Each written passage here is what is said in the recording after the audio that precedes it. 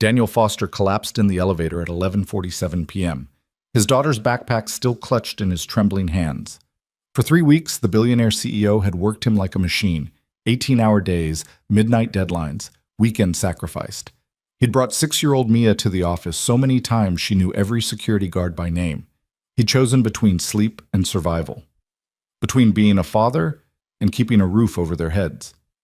Tonight, his body made the choice for him. As the elevator doors opened to reveal Isabel Crown herself, Daniel's vision blurred. He heard Mia scream. Then everything went black. Before we dive into this story of power, redemption, and unexpected second chances, I invite you to stay with me until the very end. Hit that like button and drop a comment telling me what city you're watching from. I love seeing how far these stories travel. Now, let's begin. The fluorescent lights of Crown Capital hummed with the same relentless intensity they had for the past 19 days straight. Daniel Foster sat at his desk on the 42nd floor, his eyes burning as he stared at spreadsheets that had long since blurred into meaningless columns of numbers. His coffee had gone cold 3 hours ago. He couldn't remember if he'd eaten lunch or breakfast. Behind him, curled up on the small sofa he'd begged facilities to move into his office, Mia slept with her thumb in her mouth, a habit she'd outgrown 2 years ago but had recently returned to. Her blonde hair spilled across the cushion, and her frozen backpack lay on the floor beside her shoes. She was still wearing her school uniform. He'd picked her up at 3:30 p.m., brought her straight here, and she'd done her homework at the conference table while he worked. That was 17 hours ago. Daniel's phone buzzed. Another email from Isabel Crown. He didn't need to open it to know what it said. The subject line told him everything. Revised projections needed by midnight. It was 11:15 p.m. His hands shook as he reached for the mouse. Not from caffeine, he'd stopped feeling the effects of coffee days ago, but from something deeper. Exhaustion had burrowed into his bones, taken up residence in his nervous system. His body was starting to revolt in small, terrifying ways. Yesterday, he'd forgotten his own address for a full 30 seconds while filling out a form. This morning, he'd put orange juice in Mia's cereal bowl instead of milk, and hadn't noticed until she gently told him. "Daddy, the juice is for drinking, remember?" God, what was he doing to her? The Crown Capitol building stretched 72 floors into the Manhattan skyline, a monument to Isabel Crown's ambition and her late father's legacy. She'd inherited the company at 28, the youngest CEO of a major investment firm in New York history. That was 3 years ago. In that time, she'd doubled the company's value, destroyed 2 competitors, and earned a reputation as brilliant, ruthless, and utterly untouchable. She was also Daniel's boss, and for the past 3 weeks she'd been systematically destroying his life. It hadn't always been this bad. Daniel had joined Crown Capital 4 years ago, back when Richard Crown still ran the company with his daughter as COO. Back then, the culture had been demanding but humane. Richard had actually asked about Daniel's wife, Emma, and baby Mia. He'd sent flowers when Emma died of an aneurysm 2 years later, had given Daniel a month of bereavement leave, had personally assured him that the company would support him as a single father. Richard Crown had been a hard man, but a good one. Isabel was just hard. She'd taken over 18 months ago, and the transformation had been immediate. Late nights became the norm, weekends were no longer sacred. The unspoken rule became simple. If you wanted to succeed at Crown Capital, you sacrificed everything else. Your health, your relationships, your humanity. Daniel had tried to maintain boundaries. For Mia's sake, he'd pushed back on the most unreasonable demands, had left at 6 p.m. when he could, had protected his weekends like a fortress. For a while, it had worked. His performance reviews were stellar. His analyses had saved the company millions. He was good at his job, exceptional even, and that had bought him some flexibility. Then came the Thornfield merger. 6 weeks ago, Isabel had announced Crown Capital's plan to acquire Thornfield Industries, a manufacturing conglomerate worth $4.2 billion. It was the biggest deal in the company's history, the move that would cement Isabel's reputation as a force to be reckoned with. She'd assembled a core team of 12 analysts to handle the due diligence, valuation, and integration planning. Daniel was the senior analyst, which meant he carried the weight of the entire operation. "I need you to be perfect," Isabel had told him in their first meeting, her green eyes sharp as broken glass. Not good. Not great. Perfect. This deal defines my career, which means it defines yours. Understood? He'd understood. He'd nodded. He'd thrown himself into the work with the dedication that had always served him well. But Isabel's version of perfection was a moving target, a horizon that receded with every step he took toward it. Every analysis he completed came back with more demands. Every model he built needed another scenario, another sensitivity test, another impossible deadline. The board meets in 6 hours. I need the revised debt structure analysis. The Thornfield CEO wants new projections by morning. Don't leave until they're done. This isn't good enough, Daniel. Redo it. The first all-nighter had been hard but manageable. He'd called his neighbor, Mrs. Chen, who sometimes watched Mia. She'd kept her overnight, given her breakfast, taken her to school. The second all-nighter, 3 days later, Mrs. Chen had been visiting her daughter in Boston. That's when Daniel had started bringing Mia to the office. At first, it had seemed almost adventurous to her. "We're having a sleepover at Daddy's work," she'd said, delighted. She'd explored the break rooms, charmed the night security staff, drawn pictures at the conference table. Daniel had set her up with her tablet, snacks, a blanket. He told himself it was temporary, just until the merger closed. But the merger kept expanding. New complications emerged daily. Thornfield's financials had irregularities. Their pension obligations were larger than disclosed. Their manufacturing facilities needed environmental remediation. Each discovery meant more work, longer hours, higher stakes. And Isabel's demands intensified. "I don't care about your personal life," she'd said 2 weeks ago, when Daniel had tentatively mentioned needing to leave for Mia's parent-teacher conference. "I care about results. If you can't deliver, I'll find someone who can." The threat had been clear. In this economy, with a 6-year-old daughter to support, Daniel couldn't afford to lose this job. The salary was extraordinary, $340,000 a year, plus bonuses. It paid for their small but safe apartment in a good school district, for Mia's after-school program, for the therapist she saw once a week to help her process her mother's death. He couldn't lose this job, which meant he couldn't say no to Isabel Crown. So he'd missed the parent-teacher conference, and Mia's ballet recital, and the class field trip to the Museum of Natural History that she'd been talking about for weeks, and pizza night with her best friend Sophie, and bedtime stories, and morning pancakes, and everything that made him a father instead of just a provider. Now, staring at his computer screen at 11:15 p.m. with his daughter asleep behind him, and Isabel's latest impossible demand glowing in his inbox, Daniel felt something crack inside his chest. He opened the email. "Daniel, the projections you sent are unacceptable. The sensitivity analysis is too narrow, and you've failed to account for currency fluctuation in the European subsidiaries. I need a complete revision with at least 15 scenario variations. Due by midnight. No excuses. This is your job. Do it." "I see. Midnight. 45 minutes away. 15 scenario variations would take at least 4 hours of focused work. Maybe 6, given how exhausted he was." Daniel's hands fell away from the keyboard. He stared at the screen, and for the first time in his professional career, he felt the urge to simply walk away, to wake up Mia, carry her to the car, drive home, and never come back. But he couldn't. The mortgage was due in 8 days. Mia's therapy session was on Friday, $200 out of pocket after insurance. The car needed new brakes. His mother in Arizona needed help with her medical bills. He couldn't walk away. So he did what he'd been doing for 3 weeks straight. He pushed everything down, the exhaustion, the rage, the despair, and he started working. His fingers moved across the keyboard with mechanical precision. He pulled up the European subsidiary data, cross-referenced exchange rates, built new models. The numbers swam before his eyes, but muscle memory carried him through. He'd done this kind of analysis hundreds of times. His body knew the motions even when his brain started to fog. At 11:47 p.m., Daniel stood up to refill his coffee. His legs buckled slightly. He'd been sitting for 6 hours straight, but he caught himself on the desk. He glanced at Mia, still sleeping. Her chest rose and fell with the slow rhythm of childhood dreams. What did she dream about? Did she dream about having a father who showed up, who remembered her school events, who didn't drag her to an office at midnight? The thought was too painful. He pushed it away. He made it to the elevator. pressed the button for the lobby level where the executive kitchen was stocked with better coffee than the break room sludge. The doors opened. He stepped inside. That's when his vision started to tunnel. It began at the edges, a creeping darkness that felt almost gentle. Daniel blinked, thinking it was just fatigue. But the darkness kept spreading, closing in like a fist around his sight.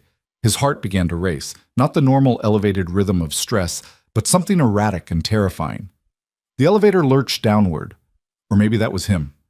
Daniel grabbed for the handrail, but his fingers wouldn't close properly. His hand slid down the metal bar, useless. The fluorescent lights overhead seemed to pulse and dim. His knees gave out. He thought of Mia, alone in his office, and tried to stay upright through sheer force of will. His body had other plans. Daniel Foster collapsed on the elevator floor. Mia's backpack, which he'd grabbed without thinking, some paternal instinct to keep her things close, clutched against his chest. His cheek pressed against the cold tile. His vision went black at the edges, then everywhere. The last thing he heard before unconsciousness took him was the elevator ding, the doors sliding open, and a woman's sharp intake of breath. Then nothing. When consciousness returned, it came in fragments. Voices. Multiple voices, urgent and overlapping.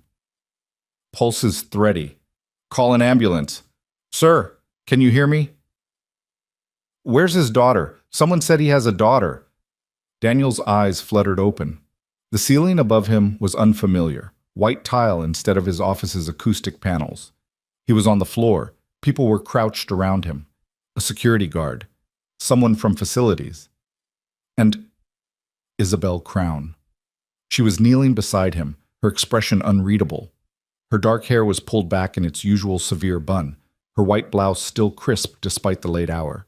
But something in her eyes was different, uncertain. Daniel! Her voice was sharp, commanding. Can you hear me? He tried to speak, but his mouth was too dry. He managed a nod. Where's Mia? The question came from his own lips, raspy and desperate. The security team is getting her from your office right now, Isabel said. She's safe. Relief flooded through him, so intense it made his eyes sting. Mia was safe. That was all that mattered. The ambulance is 3 minutes out, someone said. I don't need an ambulance, Daniel croaked, trying to sit up. I need to finish the projections. Isabel's hand came down on his shoulder, firm and unyielding. Don't move. You collapsed, Daniel. You're going to the hospital. The midnight deadline. Fuck the deadline. The words hung in the air, shocking in their profanity and their source. Isabel Crown didn't swear. She was controlled, polished, perfect. But she'd just cursed, and her hand was still on Daniel's shoulder, and she was looking at him with something that might have been concern. Before Daniel could process this, he heard a sound that cut through everything else. Mia's voice, high and terrified. Daddy! She appeared in his field of vision, her face streaked with tears, her blonde hair wild from sleep. A security guard was trying to hold her back gently, but she wrenched free and threw herself down beside Daniel. Daddy, wake up! Please wake up! I'm awake, sweetheart, Daniel managed, his voice breaking. I'm okay. But Mia was sobbing now, her small hands clutching at his shirt. You fell down. They said you fell down and I woke up and you were gone. I'm sorry, baby. I'm so sorry. He tried to pull her close, but his arms were shaking too badly. Instead, Isabel reached out and gently guided Mia to sit beside Daniel, her hand on the child's back. The gesture was awkward, unpracticed, but oddly tender. Your daddy is going to be fine, Isabel said, her voice softer than Daniel had ever heard it. The doctors are going to check on him and make sure he's healthy. Can you be brave for a few more minutes? Mia looked up at Isabel with wide, tear-filled eyes. Are you Daddy's boss? Isabel hesitated. Yes. Did you make him sick? The question was innocent, guileless, devastating. Isabel's face went very still. Around them, the other employees suddenly found reasons to look away, to check their phones, to focus on anything other than this conversation. Mia, Daniel started, but Isabel held up a hand. She looked at the little girl with an expression Daniel couldn't quite read. That's a good question, she said quietly. I don't know. Maybe I did. Before Mia could respond, the paramedics arrived. The next 20 minutes were a blur of vital signs, questions, a gurney being wheeled in. Daniel's blood pressure was dangerously high. His heart rhythm was irregular. The lead paramedic used words like acute exhaustion and possible cardiac event and needs immediate evaluation. They loaded him onto the gurney. Mia tried to climb up with him, and one of the paramedics gently explained that she'd have to ride in the front. That set off a fresh wave of tears. "I'll bring her," Isabel said abruptly. Everyone turned to stare at her. "I'll drive her to the hospital," Isabel continued, her tone brooking no argument. "She shouldn't be separated from her father, and she certainly shouldn't ride in an ambulance alone. I'll follow behind you." The paramedic looked uncertain. "Ma'am, are you family?" "I'm her father's employer, and right now I'm the only other adult here who can take responsibility for her, unless you'd prefer to call child services?" The threat was clear, and the paramedic backed down. "Fine. Follow us to Mount Sinai West. Stay close." Daniel wanted to protest. The idea of Isabel Crown, the woman who'd worked him into a hospital bed, being responsible for his daughter was absurd. But he couldn't speak. Exhaustion and stress had finally caught up to him completely, and as the paramedics wheeled him toward the elevator, his eyes were already closing. The last thing he saw was Isabel taking Mia's hand. The little girl looked up at her, still crying, and Isabel looked down with an expression of profound discomfort. "It's going to be okay," Isabel told her, the words stiff and uncertain. Then the elevator doors closed, and Daniel surrendered to the darkness. The emergency room at Mount Sinai West was organized chaos. Daniel drifted in and out of consciousness as doctors examined him, asked questions, hooked him up to machines that beeped and hummed. They drew blood. They ran an EKG. They kept asking him about chest pain, shortness of breath, family history of heart disease. "When did you last eat a full meal?" the doctor asked. Daniel had to think about it. "Yesterday? Maybe the day before." "When did you last sleep for more than 4 hours?" That answer required even more thought. "I don't remember." The doctor, a woman in her 50s with kind eyes and gray hair, gave him a long, searching look. "Mr. Foster, your body is shutting down. Your cortisol levels are through the roof. You're severely dehydrated, malnourished, and showing signs of acute stress syndrome. What's going on in your life?" "Work," Daniel said simply. "What kind of work requires this level of sacrifice?" He didn't have an answer for that. Or rather, he had too many answers, none of them good. They admitted him for overnight observation. As the nurses settled him into a private room, Daniel's thoughts turned immediately to Mia. Where was she? Was Isabel still with her? The idea seemed surreal. As if summoned by his thoughts, the door opened and Isabel stepped in. She looked different somehow, smaller. Her perfect posture had slumped slightly, and there were creases in her blouse. Her hair had come partially loose from its bun. She looked, for the first time since Daniel had known her, almost human. "Where's Mia?" he asked immediately. "Sleeping in the waiting room. One of the nurses found her a pillow and blanket. I've been with her the whole time."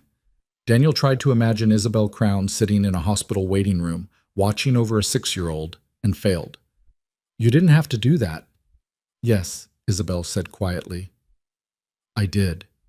She pulled a chair close to his bed and sat down. For a long moment, neither of them spoke. The machines beeped. Somewhere down the hall, someone was crying. "The doctor said you're going to be fine," Isabel finally said. "Physically, at least. They want to keep you overnight.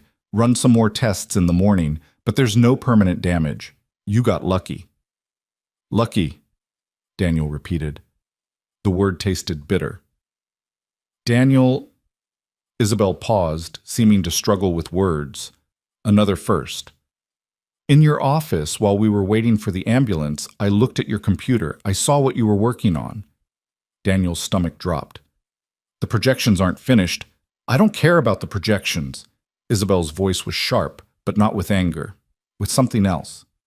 "I saw the timestamps on your files. You've been working 18, 20 hours a day for 3 weeks straight, 7 days a week, no breaks. You needed the work done." "I needed work done, yes, but not..." She stopped, shook her head. "I didn't know you were bringing your daughter to the office. I didn't know you were sleeping there. I didn't know any of this." "Would it have mattered if you did?" The question hung between them, brutal in its honesty. Isabel flinched as if he'd slapped her. I don't know, she admitted. A month ago? Maybe not. I was so focused on the Thornfield deal, on proving myself, that I couldn't see anything else. But tonight, watching you collapse, watching your daughter cry over your body, her voice went rough. That mattered. That broke through. Daniel studied her face. She looked younger than her 31 years right now and genuinely shaken. But he couldn't afford to trust this. Couldn't afford to believe that one moment of crisis had fundamentally changed Isabel Crown. What happens now? He asked. Now you rest. Tomorrow you go home. You don't come back to the office until you're medically cleared. And I mean actually cleared, not just you deciding you feel okay. While you're gone, I'm bringing in 2 additional analysts to handle your workload. The Thornfield deal. We'll proceed without you running yourself into the ground. Daniel, I'm not asking, I'm telling you. You're on mandatory medical leave, effective immediately. It should have felt like relief. Instead, Daniel felt a spike of panic. Am I being fired? What? No, God, no. Isabel looked genuinely horrified. You're one of the best analysts this company has ever had. I'm not firing you. I'm trying to keep you alive. She stood up, paced to the window, stared out at the Manhattan skyline. When she spoke again, her voice was quieter. After you were taken away, I went back to your office. I pulled your files, your work history. Did you know you single-handedly caught a $14 million error in the Thornfield pension calculations? An error that would have blown up in our faces after acquisition? Daniel hadn't known she'd seen that. It was just doing my job. You saved this deal, possibly saved the entire company from a catastrophic mistake, and I didn't even know about it because you buried it in a footnote of a report I barely skimmed. She turned to face him. You've been carrying this company, carrying me, for weeks, and what did you get in return? Impossible deadlines. Midnight emails. No recognition. No support. That's corporate culture, Daniel said, trying to keep the bitterness out of his voice. That's just how it works. That's how I made it work. Isabel's jaw tightened. My father built this company on hard work and high standards. When he died, everyone was waiting for me to fail. The board, the competitors, the media. They all expected the girl CEO to crash and burn within a year. So I pushed harder than he ever did. I demanded more. I accepted no excuses, no weakness. I thought that's what leadership meant. And now? Now I'm realizing that there's a difference between high standards and cruelty, between pushing people to excellence and pushing them into hospital beds. She returned to the chair, sat down heavily. I saw your daughter's face tonight, Daniel. The terror. The confusion. She's 6 years old, and she asked me if I made her father sick. What kind of leader am I if that's the truth? Daniel didn't have an answer.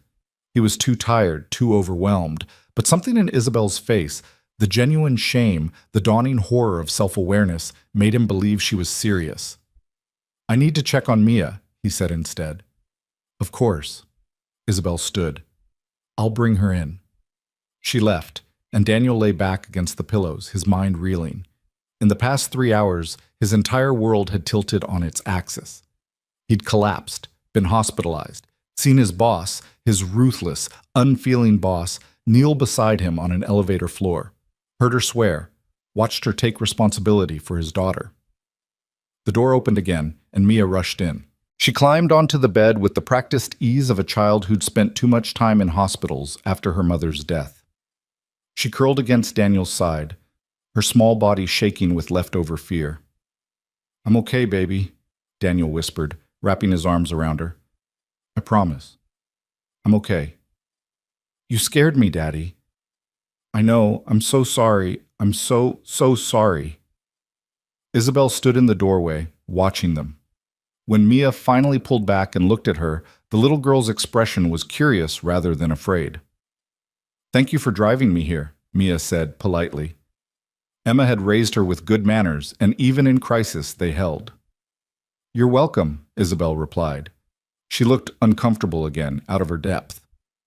Mia, I need to tell you something.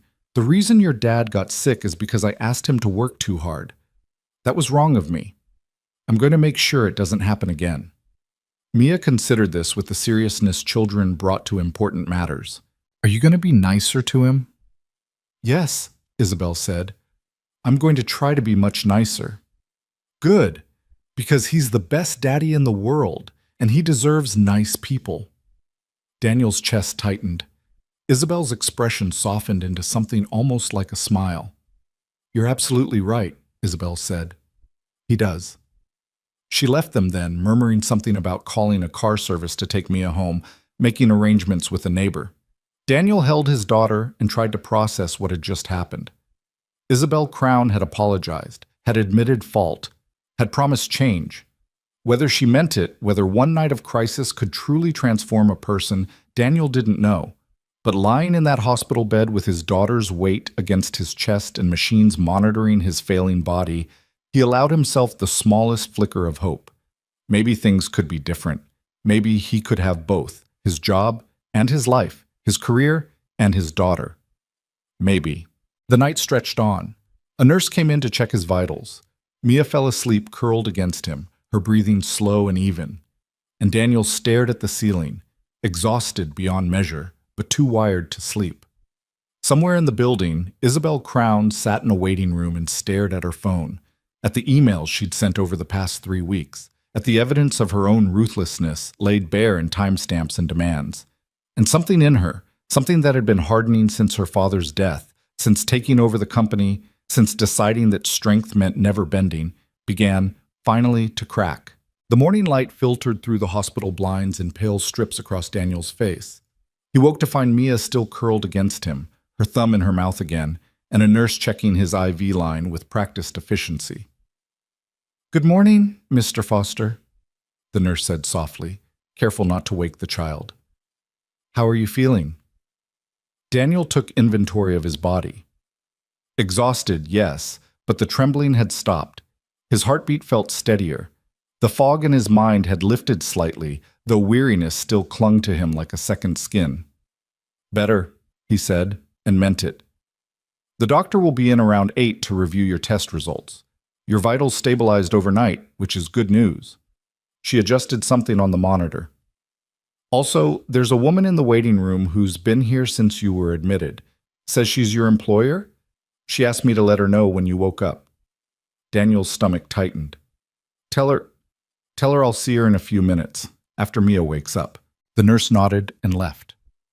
Daniel lay still, watching his daughter sleep, trying to prepare himself for whatever came next. In the harsh light of morning, last night's conversation with Isabel felt surreal, dreamlike. Had she really apologized? Had she really seemed genuine in her concern? Or had it just been the shock of the moment, the embarrassment of having an employee collapse in front of her staff? Would today bring the real Isabel back? The one who sent midnight emails and accepted no excuses? Mia stirred, her eyes fluttering open. For a moment she looked confused. Then memory returned and fear flashed across her face. "Daddy?" "I'm right here, sweetheart. I'm okay." She sat up, studying his face with an intensity that broke his heart. When had his 6-year-old learned to look at him with such worry? When had she started checking to make sure he was still breathing?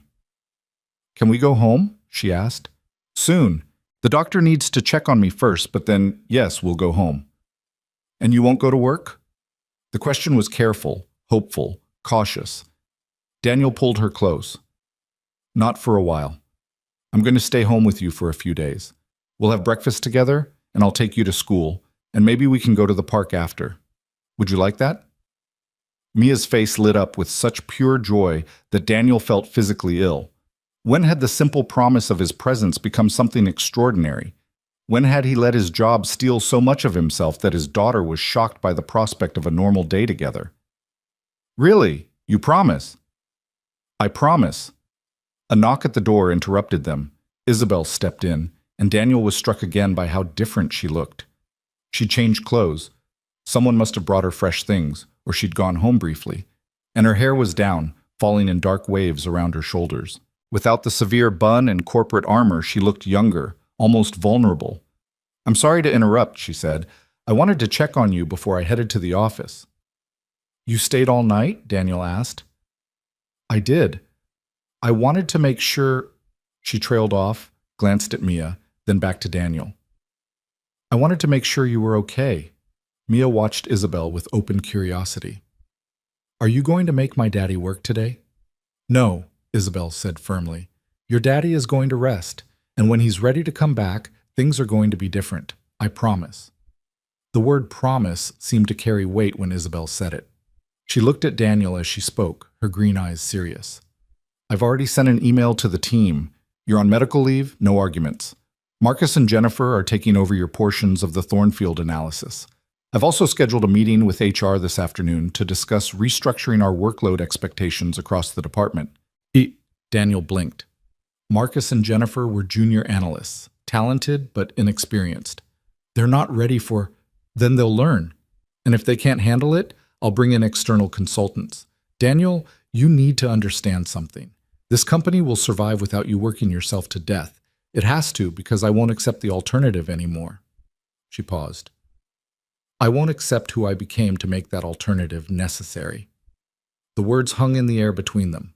Mia looked between the two adults, not understanding the full context, but sensing the importance of the moment.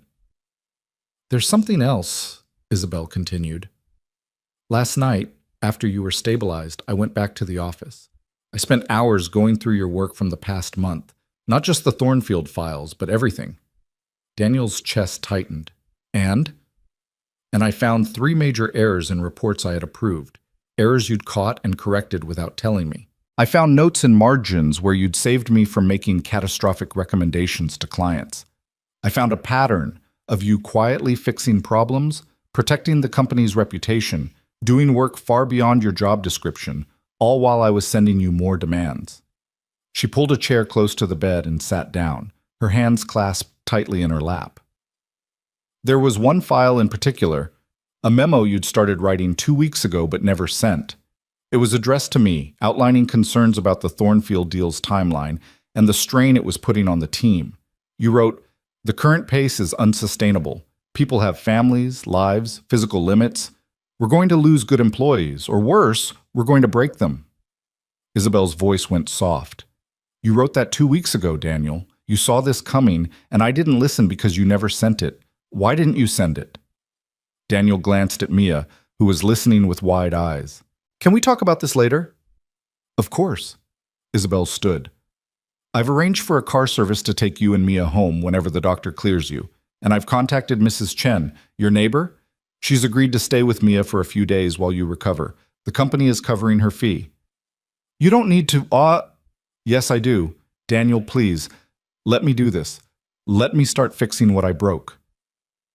There was such raw earnestness in her voice that Daniel couldn't argue. He nodded slowly, and something like relief crossed Isabel's face. She looked at Mia. Take good care of your dad, okay? Make sure he rests. I will, Mia said solemnly. I'm good at taking care of people. I took care of Mommy before she went to heaven.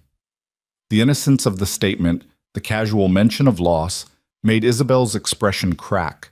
She blinked rapidly, nodded, and left without another word. When she was gone, Mia looked up at Daniel. Daddy, is your boss sad? I think she might be, sweetheart. Why? How did you explain to a 6-year-old the complex weight of guilt, of self-recognition, of realizing you'd caused harm? Daniel settled for simplicity. Because she made a mistake, and now she knows it. And knowing you hurt someone can make you very sad. Mia considered this with the gravity children brought to moral questions. But she said sorry. That's what you're supposed to do when you make a mistake. You're right. That is what you're supposed to do. And then the person forgives you, and you try to be better. Out of the mouths of babes, Daniel thought. His daughter, who'd lost her mother, who'd been dragged to offices at midnight, who'd watched her father collapse from exhaustion, still believed in forgiveness and second chances. Maybe he could try to believe too. The doctor arrived an hour later, a different physician than the night before, a younger man with a tablet and a concerned expression. He reviewed Daniel's charts, asked more questions, and finally delivered his verdict. Physically, you're stable. No permanent heart damage, which is fortunate. But Mr. Foster, what happened to you last night was a warning. Your body was shutting down from chronic stress and exhaustion. If you'd continued at that pace for another week, we'd be having a very different conversation. I understand. Do you? Because I've seen this before. High-achieving professionals who think they're invincible until their bodies prove otherwise. You have a daughter who needs you. You can't provide for her if you're dead. The bluntness was jarring but effective. Daniel nodded. I hear you. Good. I'm clearing you to go home, but you're on mandatory rest for at least a week. No work, no screens if you can help it, no stress. Sleep, eat proper meals, spend time with your daughter. I'm also referring you to a cardiologist for follow-up, and I strongly recommend you speak with a therapist about stress management. Another expense. But Daniel nodded anyway. Thank you, doctor. By 10 a.m., Daniel and Mia were in the back of a town car, heading toward their apartment in Queens. Mia chattered happily about all the things they could do together. The park, the library, making cookies, watching her favorite movies. Daniel listened and tried to remember when he'd last done any of those things with her. Too long. Far too long. Mrs. Chen was waiting at their apartment, her kind face creased with worry. She'd already stocked their fridge with groceries and made a pot of soup. As she fussed over Daniel, checking his color, insisting he sit down immediately, he felt tears prick his eyes. When had he become so isolated that a neighbor's kindness felt overwhelming? You rest, Mrs. Chen ordered. I watch Mia. You sleep. Daniel wanted to protest, to say he could manage, but exhaustion pulled at him like an undertow. He made it to his bedroom, collapsed onto the bed, still fully clothed, and was asleep within minutes. He woke to darkness and panic. The clock read 6:47 p.m. He'd slept for 8 hours straight. 8 hours. When was the last time he'd done that? He stumbled out of the bedroom to find Mia and Mrs. Chen at the kitchen table coloring. Mia looked up and beamed. Daddy, you're awake. Mrs. Chen made dinner. Are you hungry? He was, he realized, ravenously so. They ate together, simple chicken and rice, but it tasted like heaven. Mia talked about her day, about the pictures she'd drawn, about the story Mrs. Chen had read her. Normal things, beautiful, mundane, precious things. After dinner, after Mia's bath, after he'd tucked her into bed with 3 stories instead of the usual rushed one, Daniel sat in his living room and stared at his laptop. He should check his email, see how the Thornfield deal was progressing, make sure Marcus and Jennifer weren't drowning. But the doctor's words echoed in his mind. No work, no screens if you can help it, no stress. And beneath that, Isabel's promise. Things are going to be different. Could he trust that? Could he actually step back and let others handle what he'd been carrying alone? His phone buzzed. A text from an unknown number. It's Isabel. I got your number from HR. I hope that's okay. I wanted to check in. How are you feeling? Daniel stared at the message. Isabel Crown had never texted him before, had never checked in on him personally. He typed slowly. Better. Slept most of the day. Thank you for arranging everything. The response came quickly. Of course. I also wanted you to know I met with HR and the executive team this afternoon. We're implementing new policies, mandatory time tracking, caps on weekly hours, required days off. It's going to be company-wide. Daniel read the message twice, then typed, That's significant. It's necessary. I should have done it years ago. Daniel, I spent today really looking at how this company operates. The turnover rate, the burnout complaints that were filed and ignored, the exit interviews citing work-life balance. I've been so focused on results that I stopped seeing people. Another message followed. I'm sorry, I know I said that last night, but I need to say it again. I'm sorry for what I did to you, for what I didn't see. Daniel's fingers hovered over the keyboard. He thought about his daughter's words. She said sorry. That's what you're supposed to do when you make a mistake. He typed, I appreciate that. And I appreciate the changes you're making. A pause, then, I'm going to work on being a better leader, a better person. I hope you'll give me the chance to prove it. I will, Daniel wrote back, and meant it. Over the next week, Daniel did something radical. He rested. He slept 10 hours a night. He cooked breakfast for Mia every morning, pancakes shaped like animals, eggs with toast, oatmeal with fruit. He walked her to school, picked her up, took her to the park. They visited the library. They made cookies that turned out lopsided but delicious. They watched movies curled up on the couch. He didn't check his work email, didn't log into the company server, didn't think about Thornfield or mergers or projections. And slowly, day by day, he felt himself coming back. The tremor in his hands stopped. His heart rate normalized. The constant knot of anxiety in his chest began to unwind. He started to remember what it felt like to simply be Daniel, not just an analyst, not just an employee, but a person, a father. On Thursday afternoon, sitting in the park watching Mia on the swings, his phone rang. Isabel. He answered cautiously. Hello? Daniel, hi. I'm sorry to bother you during your leave. I promised myself I wouldn't, but something happened and I thought you should know. His stomach tightened. What's wrong? Nothing's wrong. Actually, something's very right.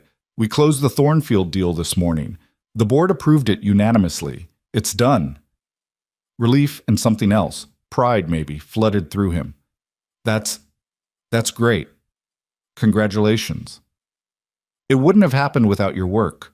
The board specifically cited the pension analysis and the currency projections as key factors in their decision. I made sure they knew it was your analysis, Daniel. I gave you credit.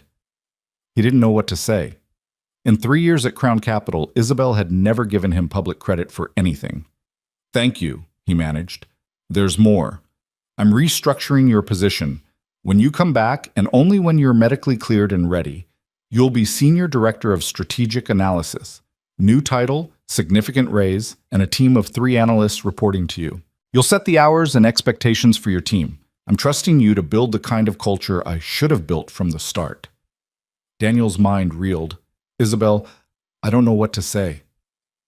Say you'll think about it. No pressure, no rush. Take your time. And Daniel? Her voice softened. How's Mia? The question surprised him. She's good, happy. We're having a good week. I'm glad. She deserves to have her father healthy and present. You both do. After they hung up, Daniel sat on the park bench and watched his daughter swing higher and higher, her laughter carrying on the wind. A promotion, a team, the chance to shape how people worked, to protect others from what he'd endured. It felt like possibility, like redemption, like maybe Isabel Crown meant what she'd said about changing. That evening, after Mia was asleep, Daniel finally opened his laptop. Not to work, he wasn't ready for that yet, but to look at something he'd avoided for 2 years, Emma's photos. He had hundreds of them, stored in folders he couldn't bear to open. Pictures of her pregnant, of her holding newborn Mia, of the 3 of them as a family. He looked through them now, tears streaming down his face, and let himself remember. Not just the loss, but the love. The way Emma had made him laugh. The way she'd believed in him. The way she'd always said, "You're a good man, Daniel Foster. Don't forget that." He'd forgotten. Somewhere in the grind of single parenthood and corporate pressure, he'd forgotten who he was outside of his survival mode. But maybe he could remember. Maybe he could rebuild. His phone buzzed, another text from Isabel. I'm sorry, one more thing and then I'll leave you alone. I wanted you to know that I spoke with the entire department today. I told them what happened to you, and I took responsibility for creating the conditions that led to it. I promised them things would change, and I meant it. Some of them were angry, some were skeptical, but I think maybe I started to earn back a little trust today. Daniel read the message twice, then typed, That took courage. Thank you for telling me. It was the least I could do. Rest well, Daniel. You've earned it. He set the phone down and closed the laptop. Tomorrow, he'd take Mia to her rescheduled parent-teacher conference. This weekend, they'd visit his mother in Arizona, a trip he'd been putting off for months. Next week, maybe, he'd start thinking about going back to work. But tonight, he'd simply sit in the quiet apartment and breathe and be grateful for second chances. In her penthouse overlooking Central Park, Isabel sat at her desk and looked at the framed photo of her father that she kept there. Richard Crown smiled out at her, confident and proud. I'm sorry, Dad, she whispered to the empty room. I thought I was honoring your legacy by being stronger than you, but I was just being cruel. I see that now. The photo didn't answer, but in the silence, Isabel felt something shift. She'd spent 3 years trying to prove she was worthy of her father's company, worthy of the crown name. She'd pushed herself and everyone around her to impossible standards, and she'd nearly destroyed a good man in the process. Nearly destroyed herself too, she was realizing, because what kind of person had she become?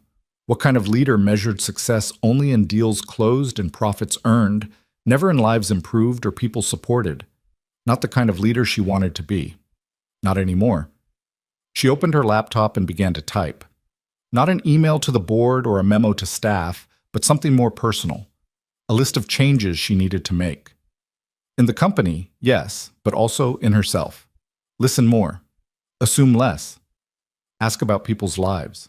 Remember that everyone on her staff was someone's parent, someone's child, someone's friend. That they had birthdays and fears and dreams beyond quarterly projections. That they were human, fallible, vulnerable, precious. As she wrote, Isabel thought about Daniel's daughter, Mia, and the question she'd asked, "Did you make him sick?" Yes, Isabel had made him sick. She'd taken a brilliant, dedicated employee and pushed him until he broke. But she'd also seen his resilience, his love for his daughter, his quiet strength in correcting her errors without seeking credit, in protecting the company even while it was destroying him. Daniel Foster was a better person than she'd ever been. And if she could learn even a fraction of his integrity, his compassion, his ability to keep going despite impossible odds, maybe she could become the leader she'd always claimed to be. It wouldn't be easy. Changing a company culture took time, effort, pushback from those who thrived in the old system. Changing herself would be harder still. But watching Daniel collapse, watching his daughter's terror, watching the cost of her ambition made flesh and blood and tears, that had broken something open in Isabel, had forced her to see past her own reflection to the damage she was causing. She couldn't undo the past, couldn't give Daniel back the time he'd lost with Mia, the health he'd sacrificed, the peace he'd surrendered, but she could make sure it never happened again, to him or anyone else. Isabel saved her list and closed the laptop. Tomorrow she'd continue the work of transformation. Tonight she'd sit with the weight of what she'd done and let it change her.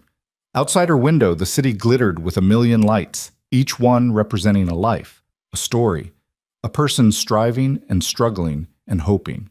For the first time in years, Isabel looked at that vast constellation of humanity and felt connected to it, felt responsible for it in a way that went beyond profit margins and corporate success, felt finally the weight of what it meant to hold power over other people's lives.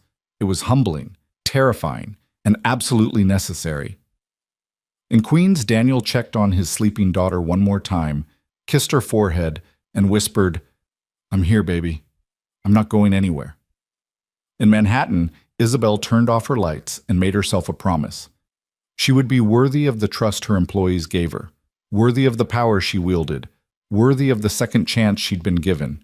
And somewhere in the space between those two promises, one father's devotion and one leader's awakening, the possibility of real change began to take root. Daniel returned to Crown Capital 3 weeks after his collapse, walking through the glass doors on a Monday morning with Mia's hand-drawn good luck card tucked in his jacket pocket. The building felt different somehow, or maybe he was the one who'd changed. The lobby that had once felt like a cathedral to ambition now seemed just like a lobby, marble and steel and people rushing to elevators. He'd been medically cleared by his cardiologist on Friday. His blood pressure was normal, his heart rhythm steady, his stress markers improved. The doctor had still cautioned him about returning to the environment that had nearly killed him, but Daniel had assured him things would be different now. He hoped that was true. The elevator ride to the 42nd floor felt longer than usual. Daniel watched the numbers climb and remembered the last time he'd been in this elevator, collapsing, everything going dark. His hands were steady now, but the memory made his chest tight. The doors opened to a sight that stopped him in his tracks. His entire team was gathered in the reception area, Marcus, Jennifer, and 3 new faces he didn't recognize. Someone had hung a banner that read, "Welcome back, Daniel," in slightly crooked letters. Marcus stepped forward, grinning. "Boss, good to see you vertical."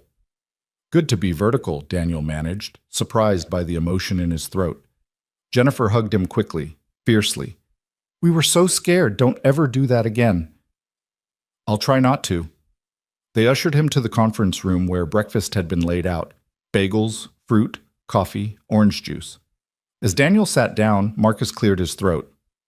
So, things have been pretty different around here while you were gone. Isabel, Ms. Crown, she's been... He glanced at the others. Human, Jennifer supplied. She's been human. It's weird. One of the new analysts, a young woman with bright red hair, nodded enthusiastically. I've worked at 3 firms before this, and I've never seen a CEO personally approve every employee's vacation request to make sure people were actually taking time off. She spent 2 hours in our team meeting last week just listening to concerns. Daniel absorbed this, cautiously hopeful. And the Thornfield integration? Ahead of schedule and under budget, Marcus said. Turns out when you staff appropriately and don't work people into the ground, they're actually more productive. Who knew? The sarcasm was gentle, but the point landed. They spent the next hour catching Daniel up on everything he'd missed.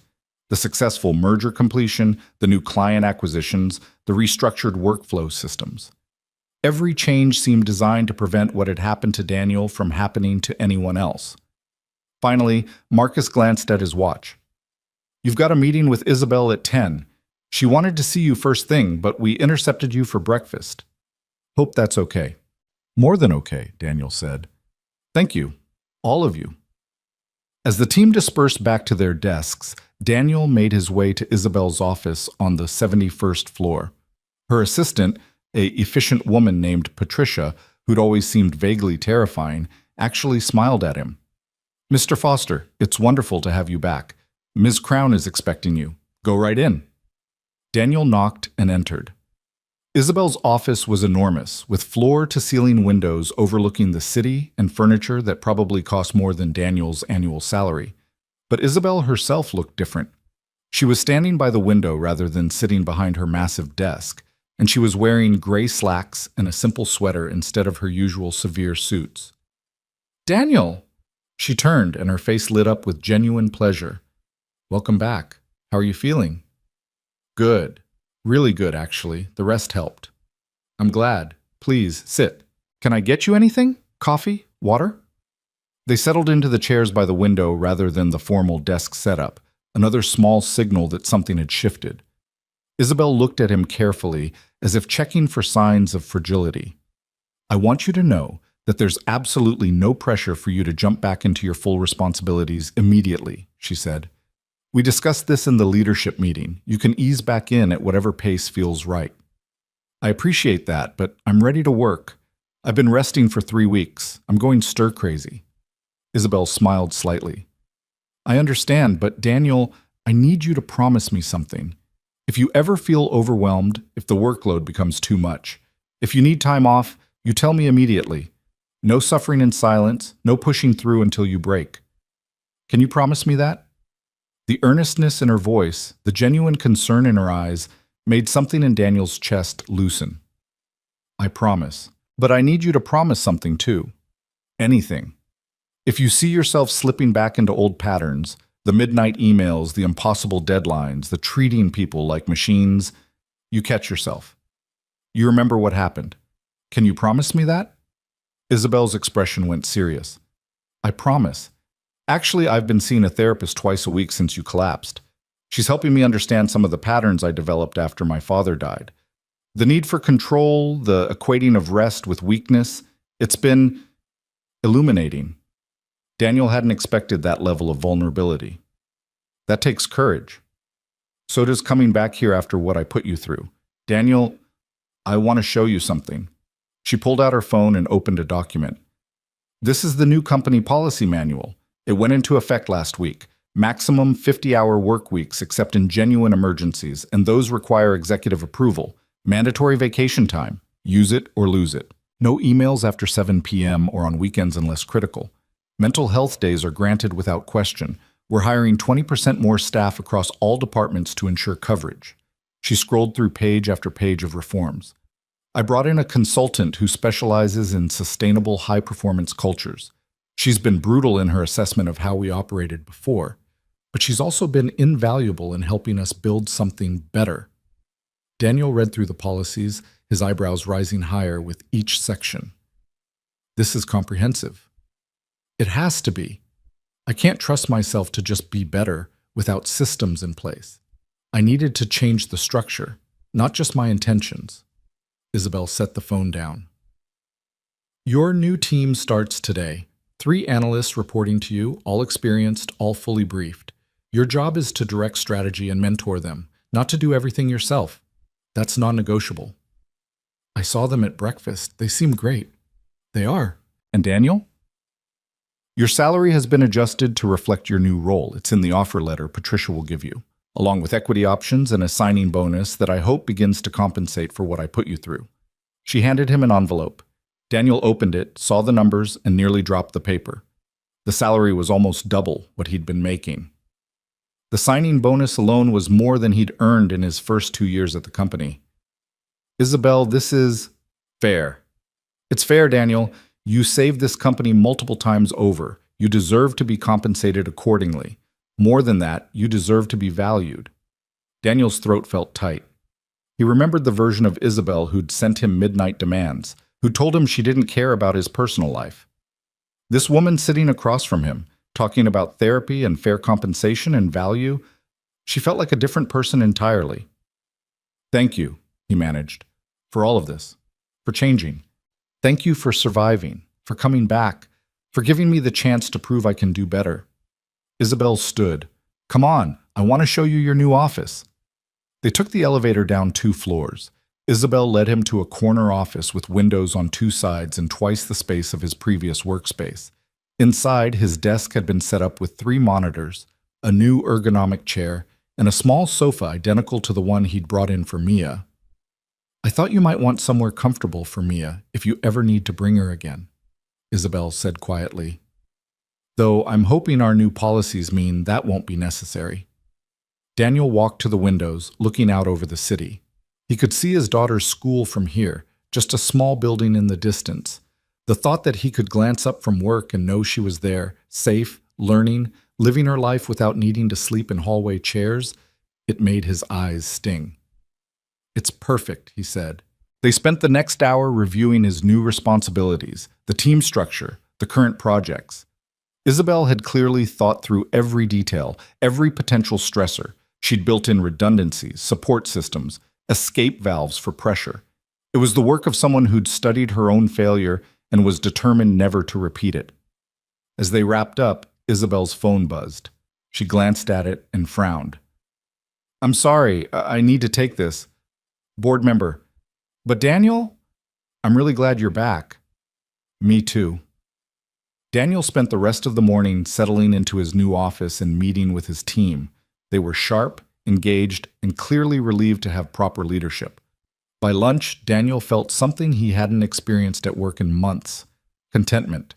He was doing what he was good at, with adequate support, in an environment that no longer felt actively hostile to his well-being.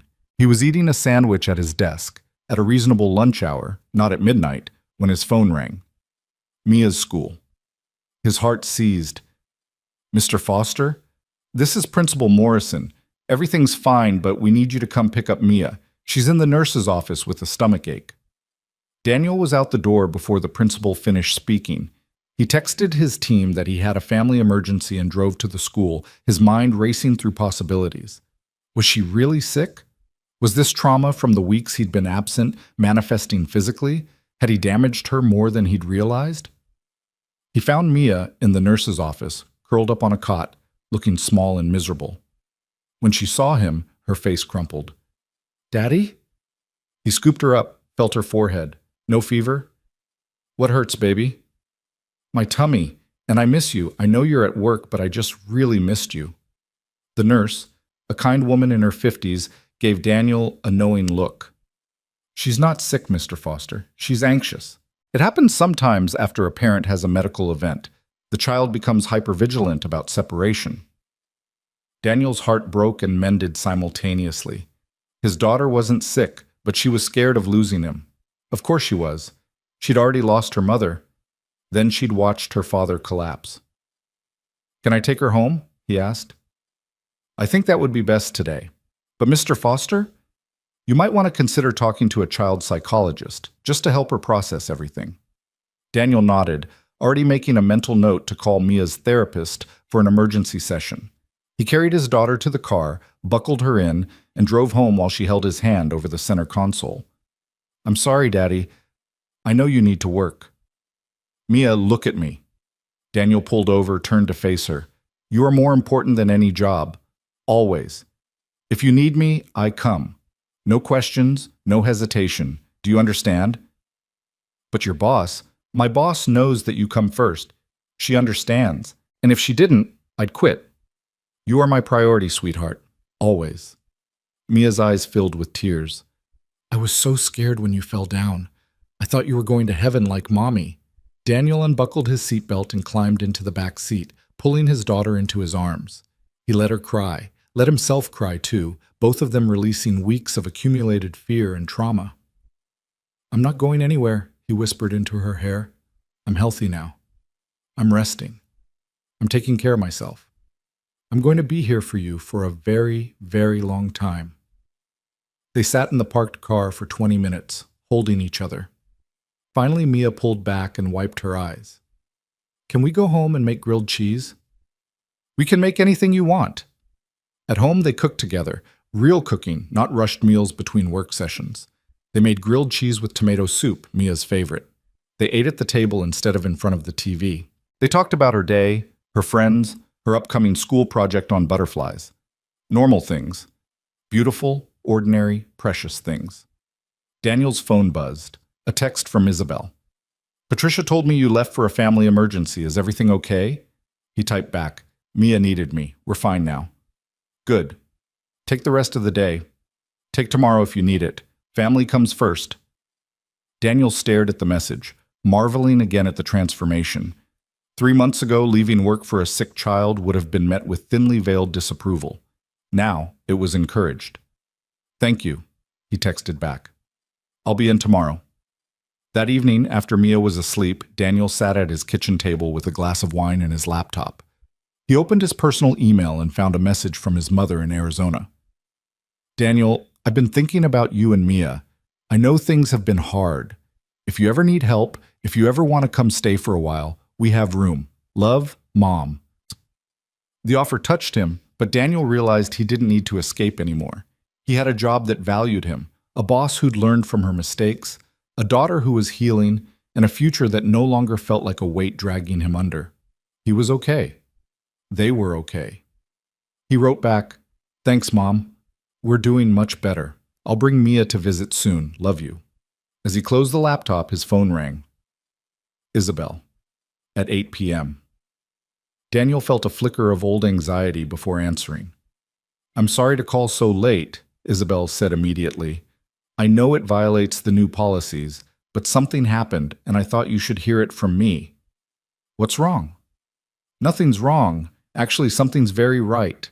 Do you remember the Bergman account? The one we lost last year because they said our culture was toxic?" "I remember. They called today.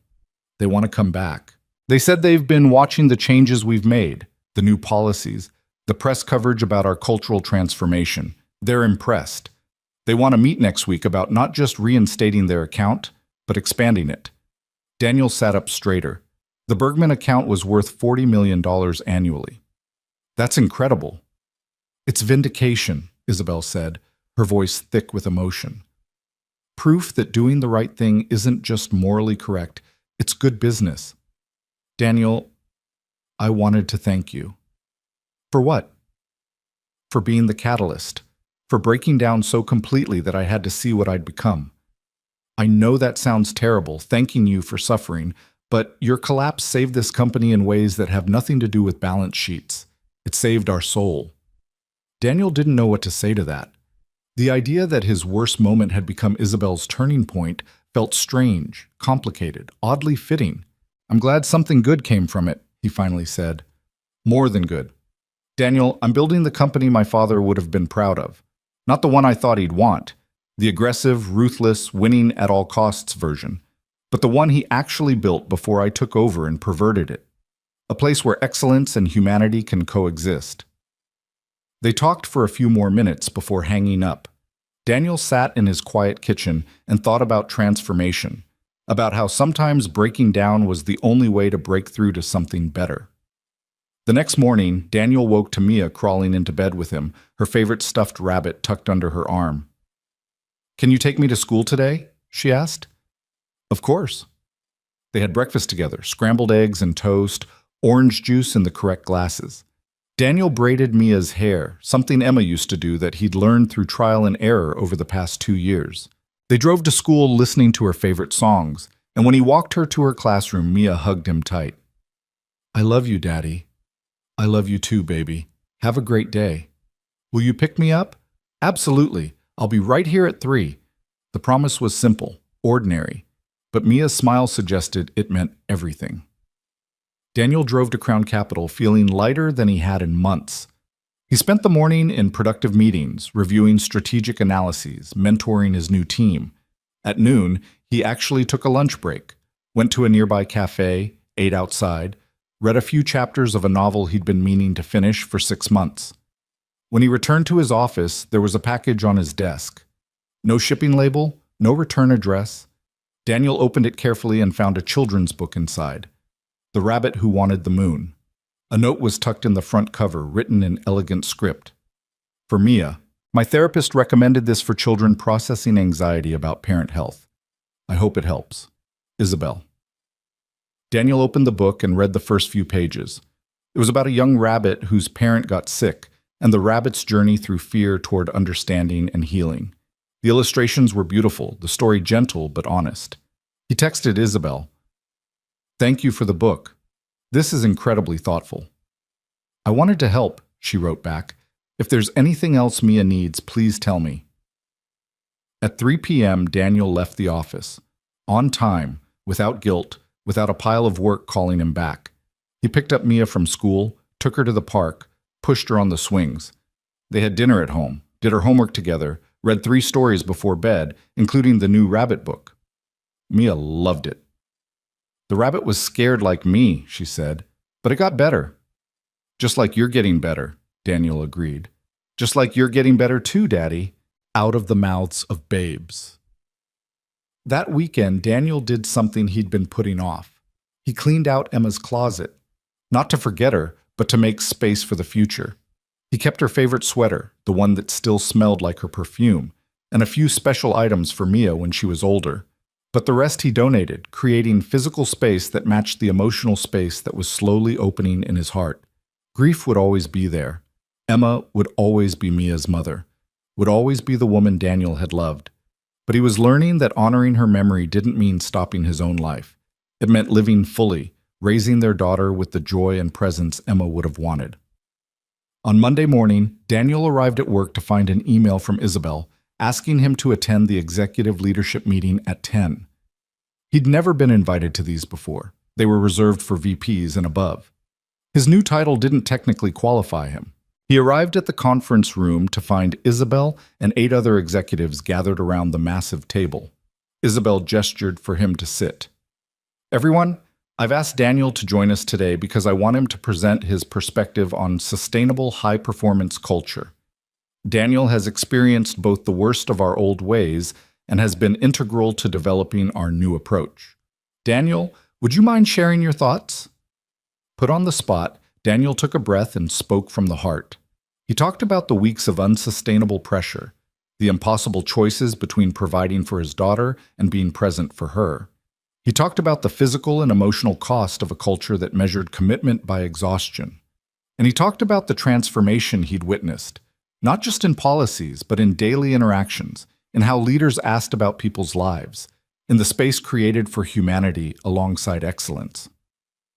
The room was silent when he finished. Then the CFO, a silver-haired man named Robert Chen, spoke up. "I've been with this company for 15 years. I watched it change after Richard passed, watched it become something I didn't recognize. I almost left twice. But these past few weeks, I've seen glimpses of what we used to be, what we could be again." He looked at Isabel. "You're doing the right thing. Your father would be proud." Isabel's eyes shone with unshed tears, but she nodded briskly. "Then let's make sure we don't backslide. Every person at this table is responsible for maintaining this culture. If you see problems, you speak up. If you see someone struggling, you intervene. We're building something sustainable here, and that requires constant vigilance." The meeting continued with discussions of metrics, policies, implementation challenges, but the tone was different from what Daniel imagined these meetings used to be. People spoke honestly about struggles. They admitted mistakes. They collaborated rather than competed. As Daniel left the conference room 2 hours later, Isabel caught his arm. "Thank you for that, for being vulnerable in front of the leadership team. I know it wasn't easy. If my story prevents what happened to me from happening to someone else, it's worth the discomfort." Isabel studied his face. "You're remarkable, you know that? Most people would have left, would have sued even. You had every right to burn this place down. But instead you came back and helped me rebuild it. I came back because I saw that you meant it, that you were genuinely trying to change. And because," Daniel paused, considering his words, "because I believe in second chances, for companies and for people." Something shifted in Isabel's expression, became almost vulnerable. "Can I ask you something personal?" "Sure. How did you forgive me? Really forgive me? Not just professionally, but actually let go of what I did to you?" Daniel thought about Mia's simple wisdom. She said, "Sorry. That's what you're supposed to do. And then you try to be better. I forgave you because you showed me you were sorry, not just with words, but with actions. You changed policies, sought therapy, restructured the entire company. You didn't just apologize, you transformed. That's rare. That's worth forgiving." Isabel nodded slowly, blinking rapidly. "Thank you. I needed to hear that." As Daniel walked back to his office, he felt a strange sense of peace. The past months had been brutal, had nearly destroyed him, but they'd also led to this, meaningful change, a healthier workplace, a boss who'd found her humanity. And sometimes, Daniel was learning, the breaking was necessary for the rebuilding. That evening, as he tucked Mia into bed, she looked up at him with serious eyes. "Daddy, are you happy now?" The question caught him off guard. "What do you mean, sweetheart?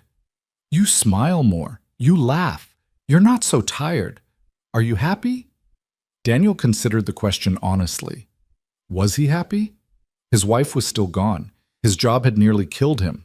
He was a single parent navigating trauma and healing and impossible balancing acts. But he was also here, present, in this moment with his daughter. He had work that fulfilled him and a boss who valued him. He had a future that felt possible instead of crushing. "Yeah, baby," he said softly. "I think I am. Are you happy?" Mia nodded, her blonde hair spreading across the pillow. "I like having my daddy back. I like being back." He kissed her forehead, turned out the light, and stood in her doorway for a long moment, watching her settle into sleep. This, he thought, was what mattered. Not mergers or projections or corporate success. This small person, this precious life entrusted to him, this chance to be the father she deserved. Everything else was just details. In her penthouse, Isabel stood at her window looking out at the glittering city. Her therapist's words echoed in her mind. "You can't control everything, Isabel, and trying to do so only creates suffering for others and for yourself." She was learning. Slowly, painfully, but genuinely learning. Learning to trust others, to delegate, to believe that excellence didn't require sacrifice of humanity. Learning that her father's legacy wasn't about being harder or stronger, but about building something that lasted because it valued the people who made it possible. Learning, most of all, that sometimes the greatest act of leadership was admitting you were wrong and having the courage to change. She'd caused real harm. To Daniel, to countless others before him. That guilt would stay with her, should stay with her. But it didn't have to define her. She could carry it and use it to fuel transformation, to build something better. Daniel Foster had given her that chance. By surviving, by returning, by believing she could change. She wouldn't waste it. 3 months passed in a rhythm that felt almost normal. Daniel thrived in his new role, building a team culture that balanced excellence with sustainability. His analysts respected him, trusted him, and most importantly, they went home at reasonable hours with their health and relationships intact. The Bergman account came back as promised, and with it, 3 additional major clients who cited Crown Capital's cultural transformation as a deciding factor in their choice. Isabel continued her own evolution, attending therapy religiously, checking in with employees at all levels, and visibly correcting herself when she slipped into old patterns. The company wasn't perfect, old habits died hard, and there were still executives who resented the new policies. But it was undeniably better. Daniel and Isabel developed an unexpected working relationship built on mutual respect and hard-won trust.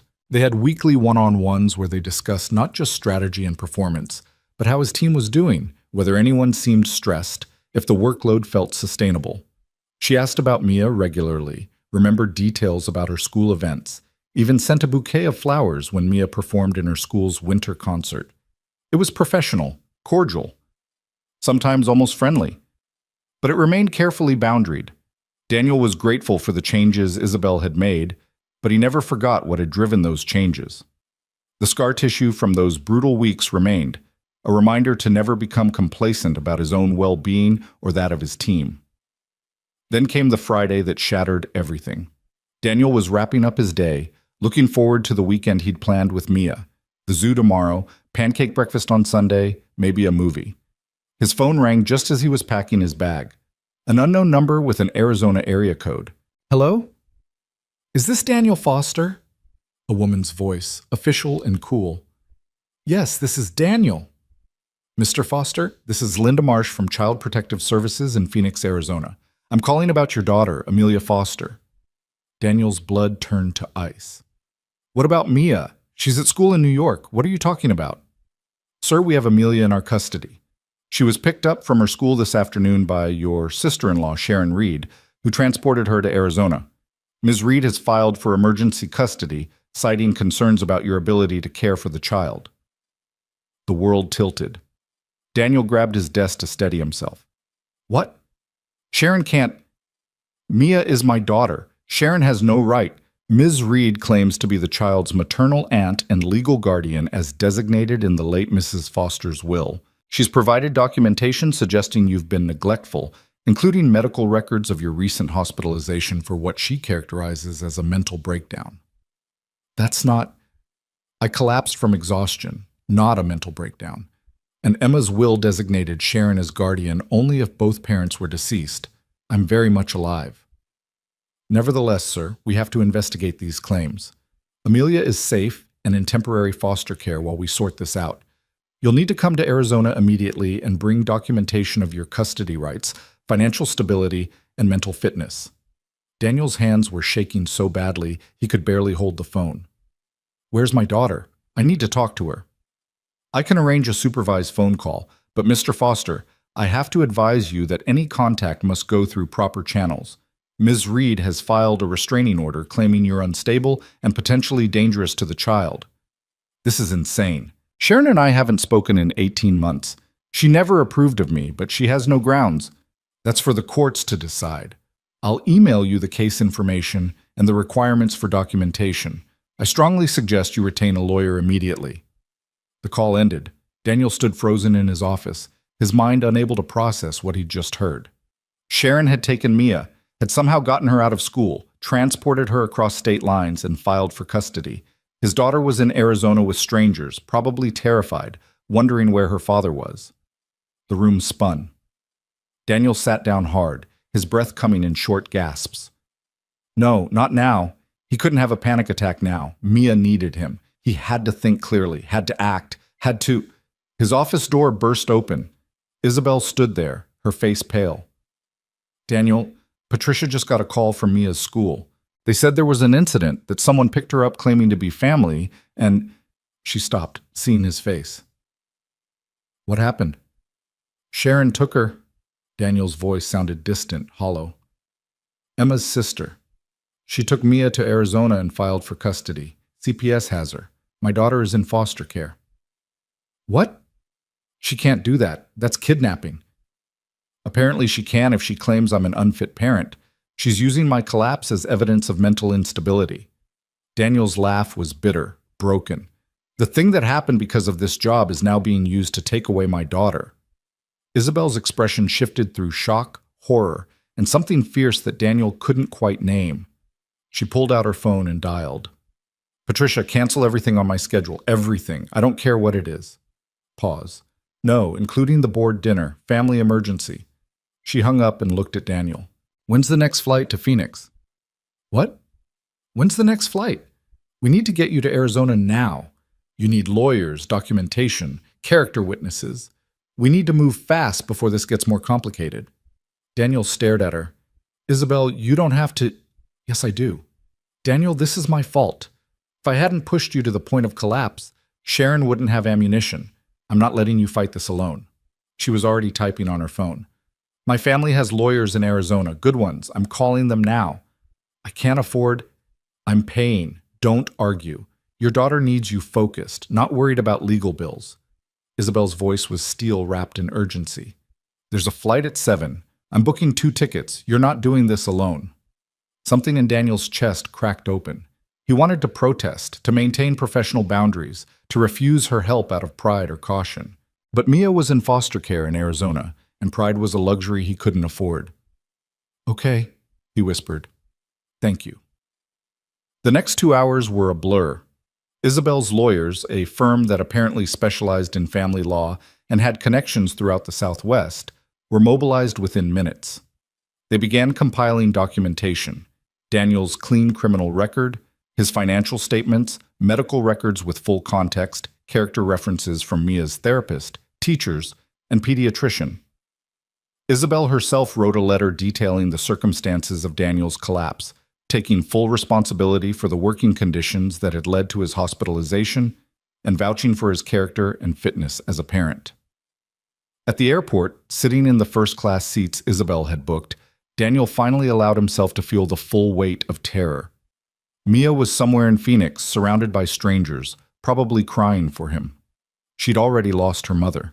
The thought of her losing him too, of being trapped with Sharon who'd never wanted children and had always viewed Mia as an inconvenience. She's gonna be okay. Isabel's voice cut through his spiral. We're gonna fix this. You don't know that. I know that you're a good father.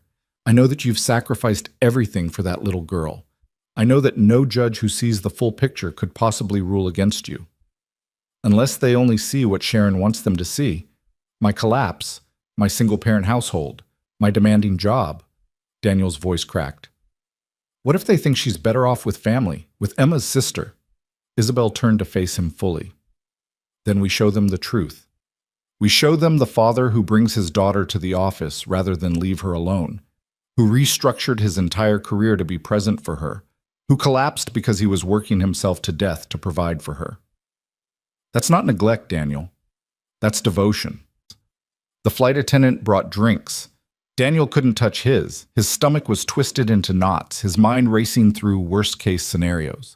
Isabel seemed to sense his spiraling and began talking, her voice low and steady, about logistics and plans and actionable steps. It helped, having concrete things to focus on rather than the abstract horror of separation from his child. They landed in Phoenix at 10:47 p.m. local time. A car was waiting, arranged by Isabel's lawyers, and drove them straight to a hotel near the courthouse. In the lobby, a woman in her 50s with silver hair and sharp eyes stood waiting. Mr. Foster, I'm Margaret Chen, senior partner at Whitmore & Associates. Ms. Crown has retained us to represent you. They shook hands. Margaret's grip was firm, confident. I've reviewed the initial filing from Ms. Reed. It's concerning but not insurmountable. The fact that she transported a minor across state lines without custodial rights is actually a point in our favor. We're filing an emergency motion first thing Monday morning. Monday? Daniel's voice was desperate. That's 3 days away. My daughter, I understand. I've already arranged for you to have a supervised visit tomorrow at 10 a.m. It's the best I could do on a Friday night, but I have contacts in the system who owe me favors. Relief flooded through Daniel so intensely he had to sit down. He'd see Mia tomorrow. He could tell her he was here, that he was fighting for her, that everything would be okay. Margaret sat down across from him, Isabel beside him. Now, I need to understand the full situation, start from the beginning. Your relationship with Sharon Reed, the circumstances of your wife's death, everything that's led to this moment. For the next 2 hours, Daniel told his story. Emma's sudden death, Sharon's immediate disapproval of how he was raising Mia, the gradual estrangement as Sharon became more critical and demanding. He explained about the will. Emma had written it when Mia was born, naming Sharon as guardian if both parents died, but had always meant to update it as their relationship soured. She'd never gotten the chance. He told Margaret about his job, the pressure, the collapse. He didn't spare himself or Isabel, laying out the brutal truth of what had happened and why. Isabel sat silently through it all, her face growing paler as Daniel described the weeks leading up to his hospitalization. When he finished, Margaret nodded slowly. All right, here's what we're dealing with. Sharon Reed has technically violated federal kidnapping laws by transporting Mia across state lines. However, she's claiming she acted in the child's best interest based on genuine concern, which muddies the waters. The restraining order she filed is flimsy, based entirely on your medical incident, but it gives her temporary leverage. How do we fight it? Isabel asked. We demonstrate that Mr. Foster is stable, employed, devoted, and that the child's best interest is clearly to be with her father. We also need to show that Sharon's motivations are suspect. Mr. Foster, did Sharon have any particular reason to act now, 3 months after your hospitalization? Daniel thought back. She called me 6 weeks ago, asked if I'd consider sending Mia to live with her for the summer, said I was clearly overwhelmed. I told her no, that Mia and I were doing great. She got angry, said I was being selfish, that Emma would be ashamed of me. And you haven't spoken since?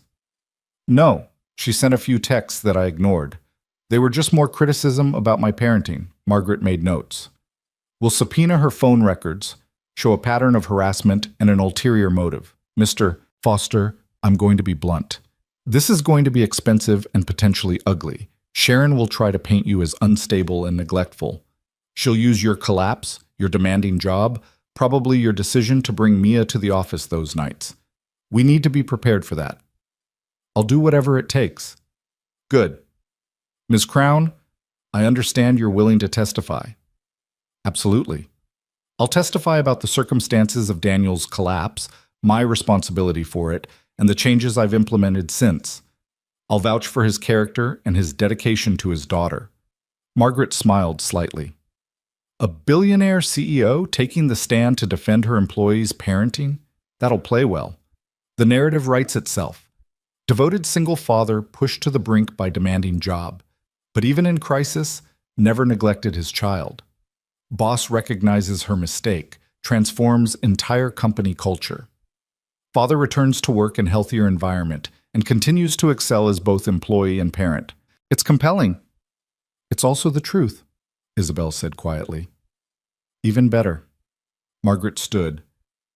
Get some rest. Tomorrow's visit with Mia will be hard. She'll be confused and scared. But it's important that you stay calm and reassuring. Don't badmouth Sharon in front of the social worker. Don't make promises you can't keep. Just be present and loving. After Margaret left, Daniel and Isabel stood in the hotel lobby, exhaustion finally catching up with them both. You should go to your room, Daniel said. Get some sleep. So should you. I won't be able to. But thank you, Isabel, for all of this. For coming here, for the lawyers, for everything. Isabel looked at him with an expression he couldn't quite read. Daniel, I told you I'd make things right. I meant it. This situation exists because of choices I made, pressure I applied. If helping you get your daughter back is what it takes to begin to balance those scales, then it's the least I can do. This goes beyond making things right professionally. I know. Isabel's voice was soft. But somewhere in the past few months, you stopped being just an employee to me. You became someone I respect, someone I care about. And Mia, her voice caught. That little girl deserves her father.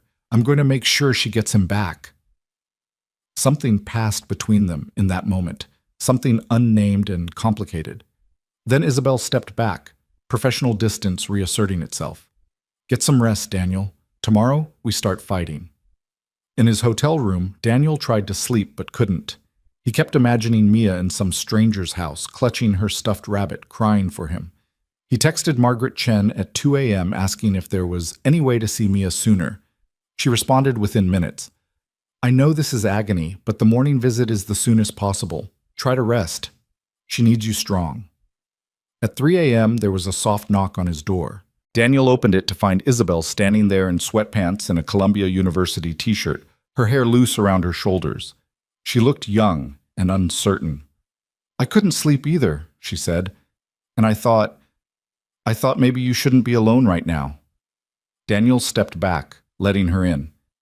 They sat on opposite ends of the couch, the television playing silently, neither of them really watching.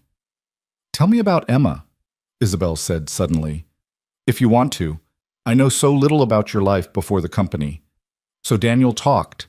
He told her about meeting Emma in college, how she'd been studying to be a teacher, how she'd had this laugh that could light up a room. He told her about their wedding on a beach in Maine, about Emma's pregnancy with Mia, about the pure joy on her face when they'd brought their daughter home from the hospital. And he told her about the morning Emma died, how she'd kissed him goodbye, said she'd pick up Mia from daycare, mentioned having a headache, how he'd gotten the call 3 hours later that she'd collapsed at work. Brain aneurysm. She'd been dead before the ambulance arrived. Mia was 2, Daniel said, his voice rough. Old enough to know Mommy was gone, not old enough to understand death. She kept asking when Mommy was coming home. It took months before she stopped setting a place for Emma at dinner. Isabel's eyes were bright with tears. I'm so sorry.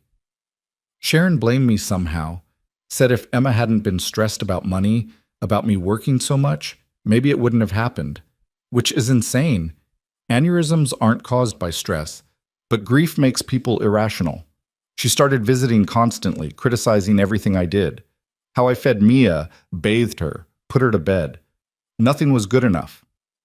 I finally had to cut contact for my own sanity and Mia's well-being. And now she's using your love for your daughter against you. Yes. They sat in silence for a while. Then Isabel said, My father died of a heart attack. Massive coronary while at his desk, reviewing quarterly reports. He was 62, seemed healthy, just dropped dead one Tuesday afternoon. I didn't know it was so sudden. The whole company went into shock. And I was supposed to grieve, supposed to take time, but instead I threw myself into proving I could fill his shoes. I thought the best way to honor him was to be him. Strong, demanding, uncompromising, but I missed the point entirely. What do you mean? Isabel pulled her knees up, wrapped her arms around them in a gesture that made her look impossibly young. My father was demanding, yes. He had high standards, but he also knew every employee's name, asked about their families, gave generous Christmas bonuses and college scholarships for their kids. He built a culture of excellence, but he never forgot the human element. When he died, grown men cried at his funeral. Not because they feared him, but because they loved him. And you tried to command that kind of loyalty through force. I tried to command respect through fear.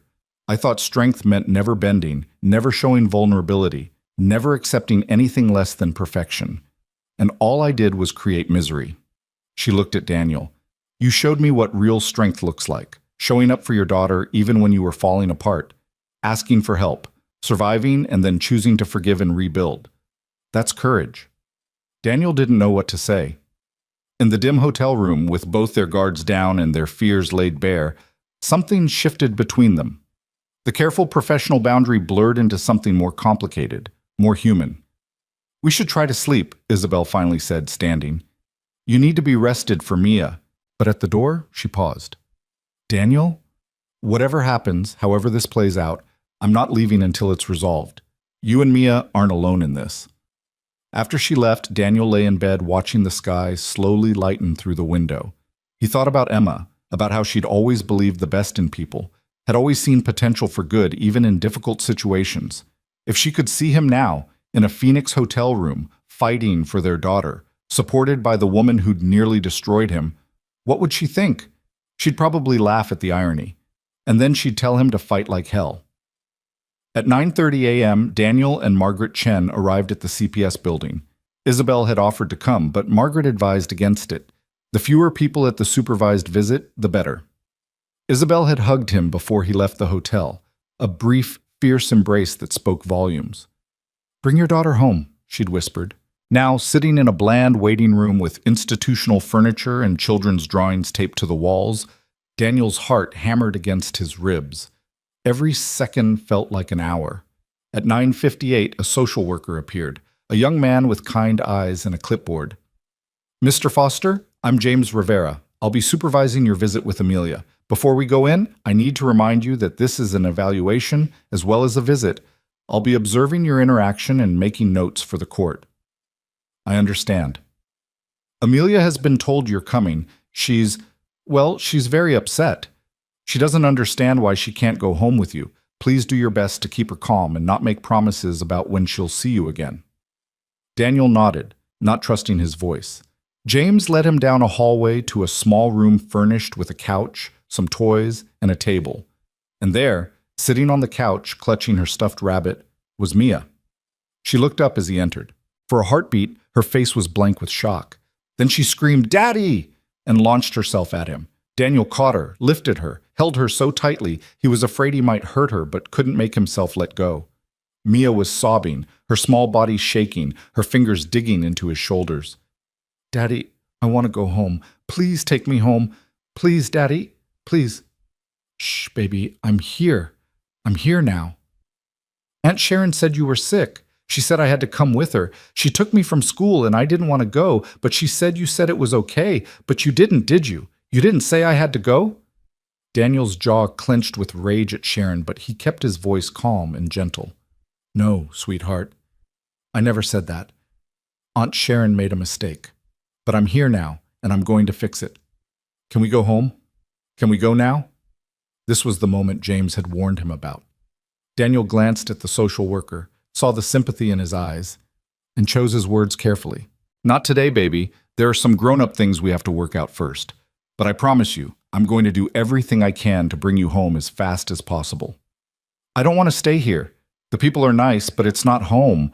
I want my room and my toys, and I want you to make me breakfast and read me stories." "I know.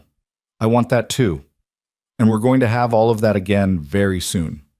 They sat together on the couch, Mia in Daniel's lap, and for the next hour, they just existed together. Daniel asked about the foster home, making sure she was being treated well. Mia said the foster parents were kind but had 3 other kids and it was loud and confusing. She missed her school, her friends, her routine. "How come Aunt Sharon did this?" Mia asked. "Why did she take me away from you?" Daniel took a breath, choosing honesty over platitudes. "Sometimes adults make mistakes because they think they're doing the right thing. Aunt Sharon thinks you'd be better off living with her. But she's wrong, Mia. You and I belong together, and I'm going to prove that to the people who make these decisions." "Are you really better now? Aunt Sharon said you were too sick to take care of me." "I'm completely healthy, sweetheart. The doctors checked me and said I'm fine, and my job is different now, much better. I get to come home at normal times and spend weekends with you and never miss your school events. Everything is better." Mia studied his face with her serious eyes. "Promise?" "I promise. Cross my heart." She seemed satisfied with that. They read books together from the room's small library. They colored pictures.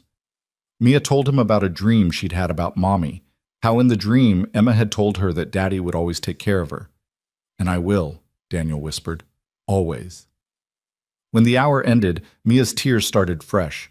James had to gently pry her off Daniel, both of them crying now. Daniel kissed her forehead, her cheeks, her hair. "Be brave for a little longer, okay? I'm going to see you again very soon." "When?" "Maybe tomorrow. Definitely soon." "I love you, Daddy. I love you more than anything in the whole world, Mia. Don't ever forget that." James led Mia away, her sobs echoing down the hallway. Daniel stood frozen in the visitation room, his heart shattered into 1,000 pieces. In the parking lot, Margaret was waiting. She took one look at Daniel's face and said, "I know, it's brutal, but James is one of the good ones. If he saw what I think he saw, a loving, present father and a child who desperately wants to be with him, it'll help our case." Daniel couldn't speak. He got in Margaret's car and stared out the window at the Phoenix desert landscape, so different from New York, so foreign and wrong. His daughter was somewhere in this city, crying for him, and he couldn't do anything except wait and trust strangers to make the right decision. Back at the hotel, Isabel was waiting in the lobby. She stood when she saw him, reading everything in his face. "How bad?" "She doesn't understand why she can't come home. She's scared and confused, and I had to leave her there." Daniel's voice broke. "Isabel, I can't do this. I can't leave her in foster care while lawyers argue over paperwork. She's 6 years old. She just lost her mother 2 years ago. This is going to traumatize her. Then we make sure it ends fast. Come on. Isabel led him to a conference room the hotel had let them use. Inside, Margaret and 2 other lawyers were set up with laptops and files spread across the table. We're filing the emergency motion Monday morning, Margaret said, but I've been thinking there might be a faster way. What way? We confront Sharon directly, not legally. She has lawyers and she'll hide behind them. But personally, she's staying at a hotel here in Phoenix. What if you and Ms. Crown paid her a visit tonight? Daniel frowned. For what purpose? To show her what she's really doing, to make her see the damage she's causing to Mia. Sometimes in these cases, the best resolution doesn't come from courts. It comes from people remembering their humanity. It was risky. Sharon was vindictive and stubborn. But sitting in court for weeks while Mia remained in foster care seemed worse. Let's do it, Daniel said. At 11 p.m., Daniel and Isabel stood outside Sharon's hotel room door. Daniel knocked, his heart pounding. After a long moment, the door opened. Sharon Reed looked exactly as Daniel remembered, tall and thin with Emma's blonde hair, but none of her warmth. When she saw Daniel, her expression hardened. You shouldn't be here. There's a restraining order. That's for contact with Mia, and you know it, Daniel said quietly. Sharon, we need to talk. I have nothing to say to you. Then listen. Isabel stepped forward. Ms. Reed, I'm Isabel Crown, Daniel's employer. May we come in? This conversation should be private. Something in Isabel's tone, authoritative but not aggressive, made Sharon hesitate. Then she stepped back, letting them enter. The hotel room was neat, impersonal. Sharon stood by the window, arms crossed defensively. You had no right to take Mia, Daniel started. I had every right. Emma's will designated you as guardian if we were both dead. I'm alive, Sharon. You kidnapped my daughter. I saved her from a father who's falling apart. You collapsed, Daniel. You were hospitalized for a mental breakdown. It wasn't a mental breakdown. Isabel's voice cut through the room like a blade. It was acute exhaustion from overwork that I caused as his employer. I pushed Daniel too hard, demanded too much, created an unsustainable work environment. That's on me, not him. And I've spent the past 3 months ensuring it never happens again. Sharon's eyes narrowed. You're a billionaire CEO. You're just protecting yourself from liability. I'm protecting the truth, Isabel said evenly. And the truth is that Daniel Foster is an exceptional father who sacrificed his health to provide for his daughter. The truth is that when faced with impossible pressure, he brought Mia to the office rather than leave her alone. That's not neglect. That's devotion. He had his 6-year-old sleeping in an office at midnight. Because I gave him impossible deadlines. Isabel stepped closer. Because I created an environment where he had to choose between his job and his daughter, and he found a way to keep both. If you want to blame someone for that situation, blame me. But don't punish Mia by separating her from the one parent she has left. Sharon's face flushed with anger. You don't understand. Emma would be horrified by how he's raising Mia. Emma trusted me with our daughter, Daniel said softly. She made me Mia's father. The only reason your name is in that will is because it was written 6 years ago when we needed someone local in case of emergency. Emma was going to change it. We talked about it multiple times. She just never got the chance. That's convenient to say now that she's dead. It's the truth. Sharon, I know you and I have never gotten along. I know you think Emma made a mistake marrying me. But this isn't about us. This is about Mia. And Mia loves me, needs me, wants to come home with me. She needs stability, structure. A parent who isn't going to collapse from stress. She has that, Isabel interjected. Daniel's position has been restructured with reasonable hours, adequate support, mandatory time off. He's financially stable, emotionally healthy, and completely devoted to his daughter. What more do you want? Sharon's eyes filled with sudden tears. I want my sister back. I want Emma alive and raising her daughter. Her voice broke. I want to feel like I'm protecting what's left of her. And there it was. The real reason beneath all the accusations and anger. Sharon wasn't trying to hurt Mia. She was trying to hold on to Emma the only way she knew how. Daniel's anger softened into something closer to compassion. I miss her too. Every single day. And I know that Mia looks like her, sounds like her, has her laugh. I know it's painful to see her being raised without Emma. You're doing it wrong, Sharon whispered. Her hair. Emma would have braided it differently. Her clothes? Emma had specific ideas about what was appropriate. Her diet, her schedule, everything. It's not how Emma would have wanted. Maybe not, Daniel admitted. But Emma isn't here, and I'm doing the best I can to honor her memory while raising our daughter in the real world with the resources and knowledge I have. Is it perfect? No, but it's done with love, Sharon. So much love. Sharon sank into a chair, her face in her hands. For a long moment, no one spoke. Then she looked up, her eyes red and wet. She cried for an hour after you left today. The foster mother called me. Mia won't eat, won't sleep. She just wants you. Then let her come home. Drop the custody petition. Let me take my daughter back to New York where she belongs. And if you collapse again? If the job becomes too much again? It won't, Isabel said firmly. I give you my word as CEO of Crown Capital that Daniel's working conditions are sustainable and healthy. And if you'd like, I'll put that in writing with specific commitments about hours, workload, and support. You'll have legal recourse if we violate those terms. Sharon looked between them, seeing something she hadn't expected. You really care about him, both of you, about him and Mia. Yes, Isabel said simply. I do. Sharon was quiet for a long time. Then she said, Emma used to talk about you, Daniel. She said you were the kindest man she'd ever met, that you made her feel safe and loved and cherished. I was jealous, I think. My marriage was falling apart, and my little sister had found this perfect partnership. It wasn't perfect, Daniel said gently. We argued about money, about work-life balance, about whose turn it was to do dishes. But we loved each other. And we both loved Mia more than anything.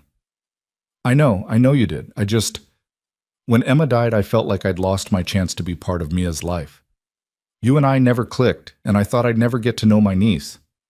That doesn't have to be true. Sharon, if you drop this petition, if you let Mia come home, I promise I'll make space for you in her life. Regular calls, visits during school breaks, photos, and updates. You're her aunt. You're Emma's sister. You deserve to know her. Sharon looked at Daniel for a long time, tears streaming down her face. Then she nodded slowly. Okay. I'll call my lawyer in the morning. I'll drop the petition. Relief hit Daniel so hard he had to sit down. Thank you. Thank you, Sharon. But I want what you promised, regular contact. And if things ever get bad again, if Mia ever seems neglected or unhappy, I'm going to intervene. Properly this time, through lawyers and courts, but I will intervene. Fair enough. They worked out details, monthly video calls, a week-long visit each summer, Christmas alternating years. Sharon would fly to New York for Mia's birthday. Daniel would send school reports and photos regularly. It wasn't perfect, but it was a framework for healing. At the door, Sharon looked at Isabel. Take care of them, both of them. I will, Isabel promised. Back in the hotel lobby at 1 a.m, Daniel felt like he'd run a marathon. But it was done. Mia could come home. I can't believe that worked, he said. Grief makes people do irrational things, Isabel replied. But underneath the anger, Sharon loves Mia. She just needed to see that loving her meant letting her stay with you. Daniel looked at this woman who'd flown across the country for him, who'd hired lawyers and testified and confronted his dead wife's sister in a hotel room at midnight. This woman who'd nearly destroyed him and then spent months rebuilding him. Why are you really doing all this? He asked quietly. Isabel met his eyes. Because 3 months ago, I watched a good man collapse because of my cruelty, and his daughter asked me if I'd made him sick. That question changed my life, Daniel. I can't undo what I did, but I can make sure that little girl gets her father back. I can make sure you both have the future you deserve. There's more to it than that. Maybe, Isabel admitted. Maybe somewhere along the way you both became important to me, more important than I expected, more important than is probably wise. The air between them charged with something unspoken, Then Isabel stepped back, professional distance reasserting itself. Get some sleep. Margaret will handle the paperwork in the morning. With Sharon dropping the petition, you should have Mia back by afternoon. She walked away, leaving Daniel standing in the empty lobby, his heart full of gratitude and something else, something complicated and confusing and entirely unexpected. Tomorrow, he'd hold his daughter again. Tomorrow, they'd go home. And somewhere in the future, they'd build together. Maybe there'd be room for forgiveness to become something more. The paperwork took 4 hours instead of the promised afternoon, but by 3 p.m. on Monday, Daniel stood outside the CPS building holding Mia so tightly she squeaked in protest. She didn't complain beyond that small sound, just wrapped her arms and legs around him like a koala and buried her face in his neck. "We're going home, baby," Daniel whispered into her hair. "We're going home right now."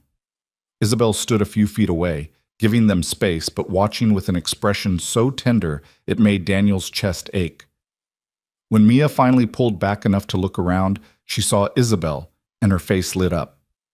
"You came too. You helped Daddy get me back." "I did," Isabel said, stepping closer. "Are you okay, sweetheart?" Mia nodded seriously. "I'm okay now. I was scared, but Daddy promised he'd fix it, and he did. He always keeps his promises." The simple faith in those words, the absolute trust, made Daniel's eyes sting. He'd almost lost this. Almost lost the right to be the person Mia believed in. The flight back to New York was nothing like the desperate journey to Phoenix. Mia sat between Daniel and Isabel, chattering about everything and nothing, processing her fear through words. She told them about the foster home's dog, about the social worker James who'd been kind to her, about how she'd been brave like Daddy told her to be. "Aunt Sharon called me this morning," Mia said.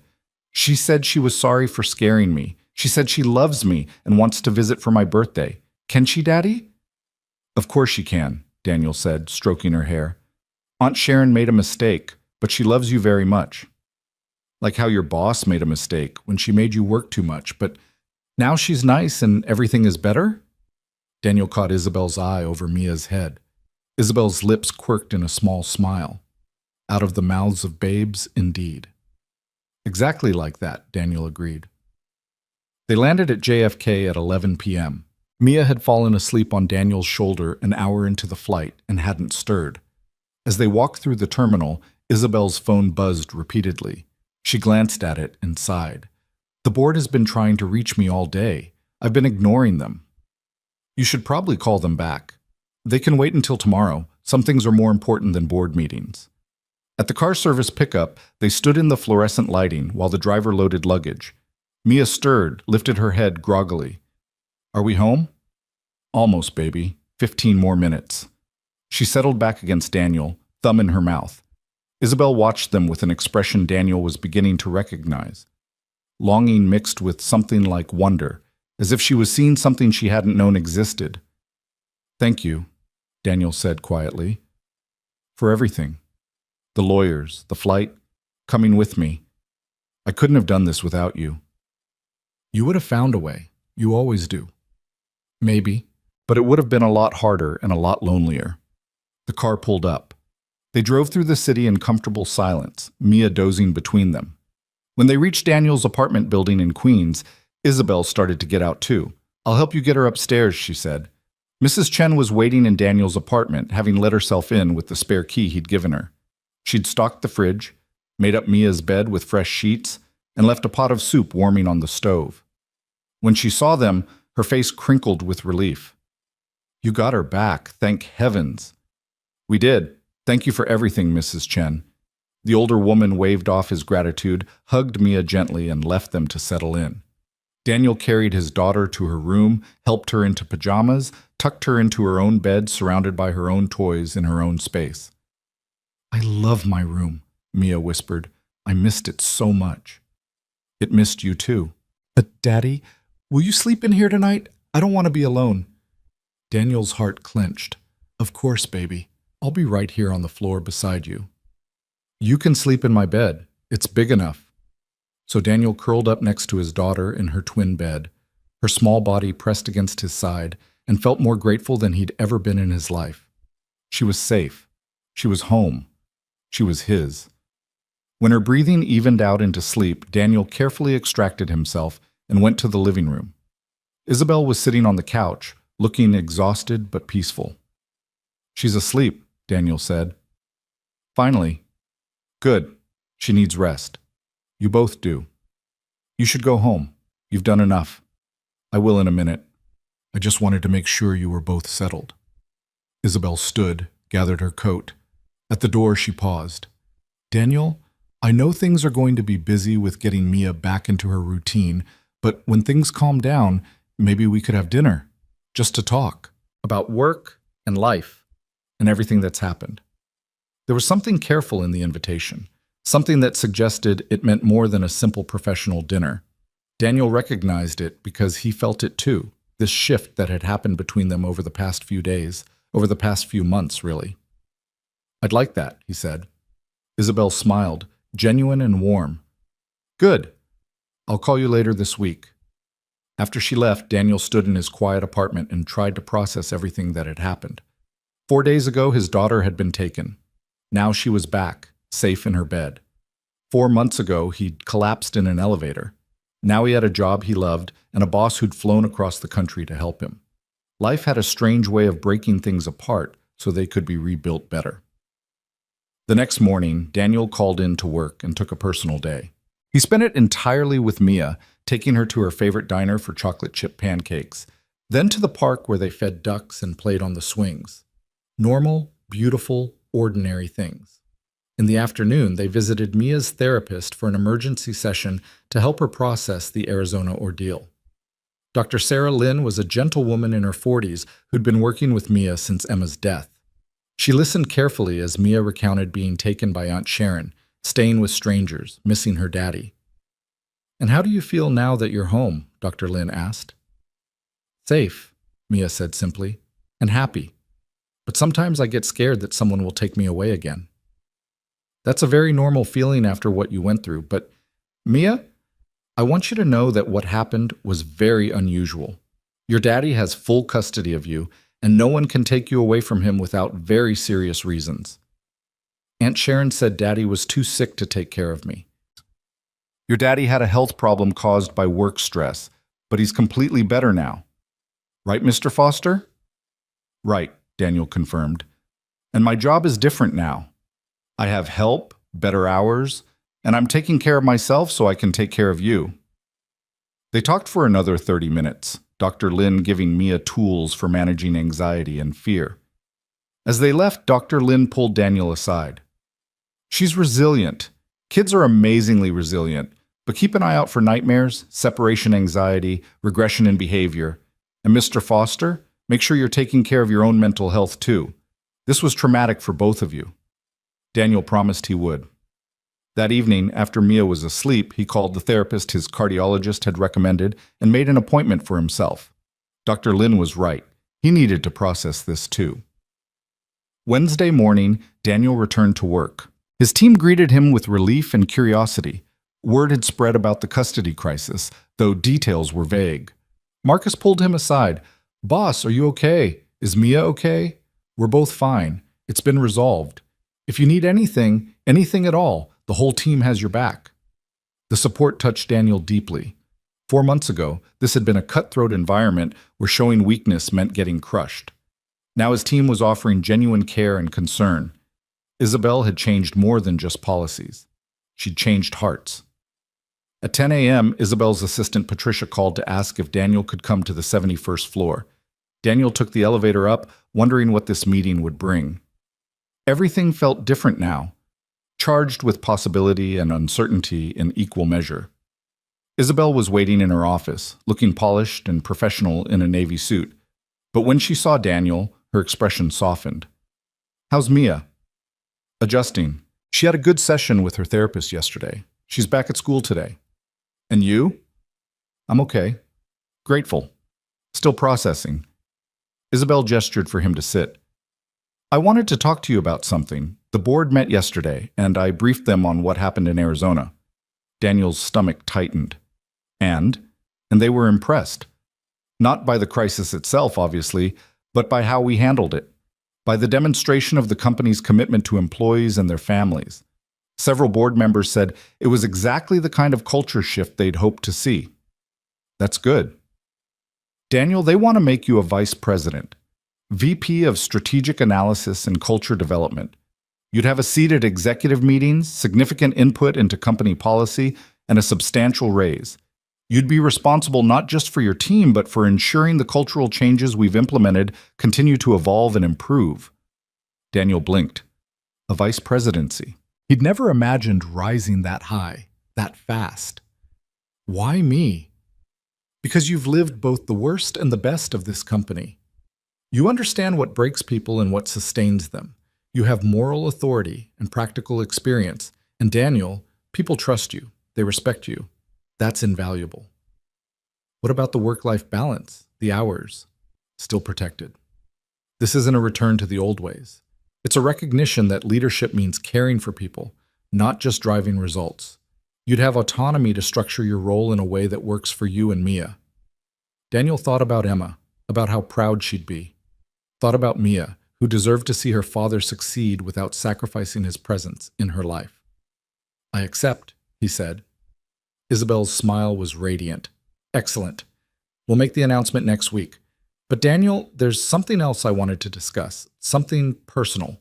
The air in the room shifted, became charged with the unspoken thing that had been growing between them. The dinner I mentioned, Isabel continued, I meant it, but I want to be honest about my intentions. This past week, watching you fight for your daughter, seeing your strength and dedication, it made me realize something. What's that? That somewhere along the way, my feelings for you became more than professional respect, more than guilt or obligation. I care about you, Daniel, about you and Mia, and I wanted to know if there's any possibility that you might feel the same. Daniel's heart hammered. He'd felt it too, this growing connection, but the power dynamic, the history, the complexity of it all made him cautious. Isabel, 4 months ago you nearly worked me to death. I know. 4 months ago I would have said I hated you. I know that too. But you're not that person anymore, and I'm not that employee anymore. We've both changed. So is that a yes? Daniel smiled despite himself. It's a let's take it slow and see what happens. You're still my boss, there are complications, and Mia has to be my first priority always. I wouldn't want it any other way. Daniel, I don't expect anything. I just wanted to be honest about my feelings. If all we ever have is a strong working relationship and friendship, that's enough. But if there's a chance for more, I'd like to explore it. Carefully, slowly, with full respect for your boundaries and Mia's needs. One dinner, Daniel said. Let's start with one dinner and see how we feel. That sounds perfect. They scheduled dinner for Friday night. Daniel arranged for Mrs. Chen to watch Mia, though he told his daughter he had a work dinner. It wasn't exactly a lie, but it wasn't the full truth either. He wasn't ready to explain to a 6-year-old what was happening when he didn't fully understand it himself. The restaurant Isabel chose was quiet and elegant, the kind of place where conversations could happen without interruption. They talked about work initially, safe territory, but gradually the conversation deepened. Isabel told him about her childhood, about growing up as Richard Crown's daughter with all the pressure and privilege that entailed. About her mother, who'd died when Isabel was 12, leaving her to navigate adolescence and grief largely alone while her father built his empire. I think that's why I became so hard after he died, Isabel said. I'd already lost my mother. Losing my father too felt like losing the last person who really knew me. So I put on armor and pretended to be invincible. You don't have to pretend with me. I know. That's what's so terrifying and wonderful about this. You've seen me at my worst, Daniel. You know exactly who I was, what I'm capable of. And somehow you're still here. Because I've also seen you at your best. I've seen you change, grow, take responsibility. That takes more courage than staying the same. They talked about Emma too, because she was part of Daniel's story and always would be. Isabel asked about her, really asked, wanting to understand the woman Daniel had loved. She sounds amazing, Isabel said, and I want you to know I'm not trying to replace her or compete with her memory. If we do this, if we build something together, it'll be its own thing. Different, but hopefully just as meaningful. I appreciate that. As they left the restaurant, Walking through the Manhattan streets toward where Isabel's car was waiting, Daniel felt something unfamiliar. Hope. Not just for himself, but for a future that might include partnership again, companionship, maybe even love. "Can I tell you something?" Isabel said, stopping on the sidewalk. "That night you collapsed, when I was kneeling beside you in the elevator and Mia was crying. That was the moment I realized I'd become someone I hated, someone who measured worth by productivity instead of humanity. You gave me that moment of clarity. You saved me as much as I'm trying to make amends to you." "We saved each other then."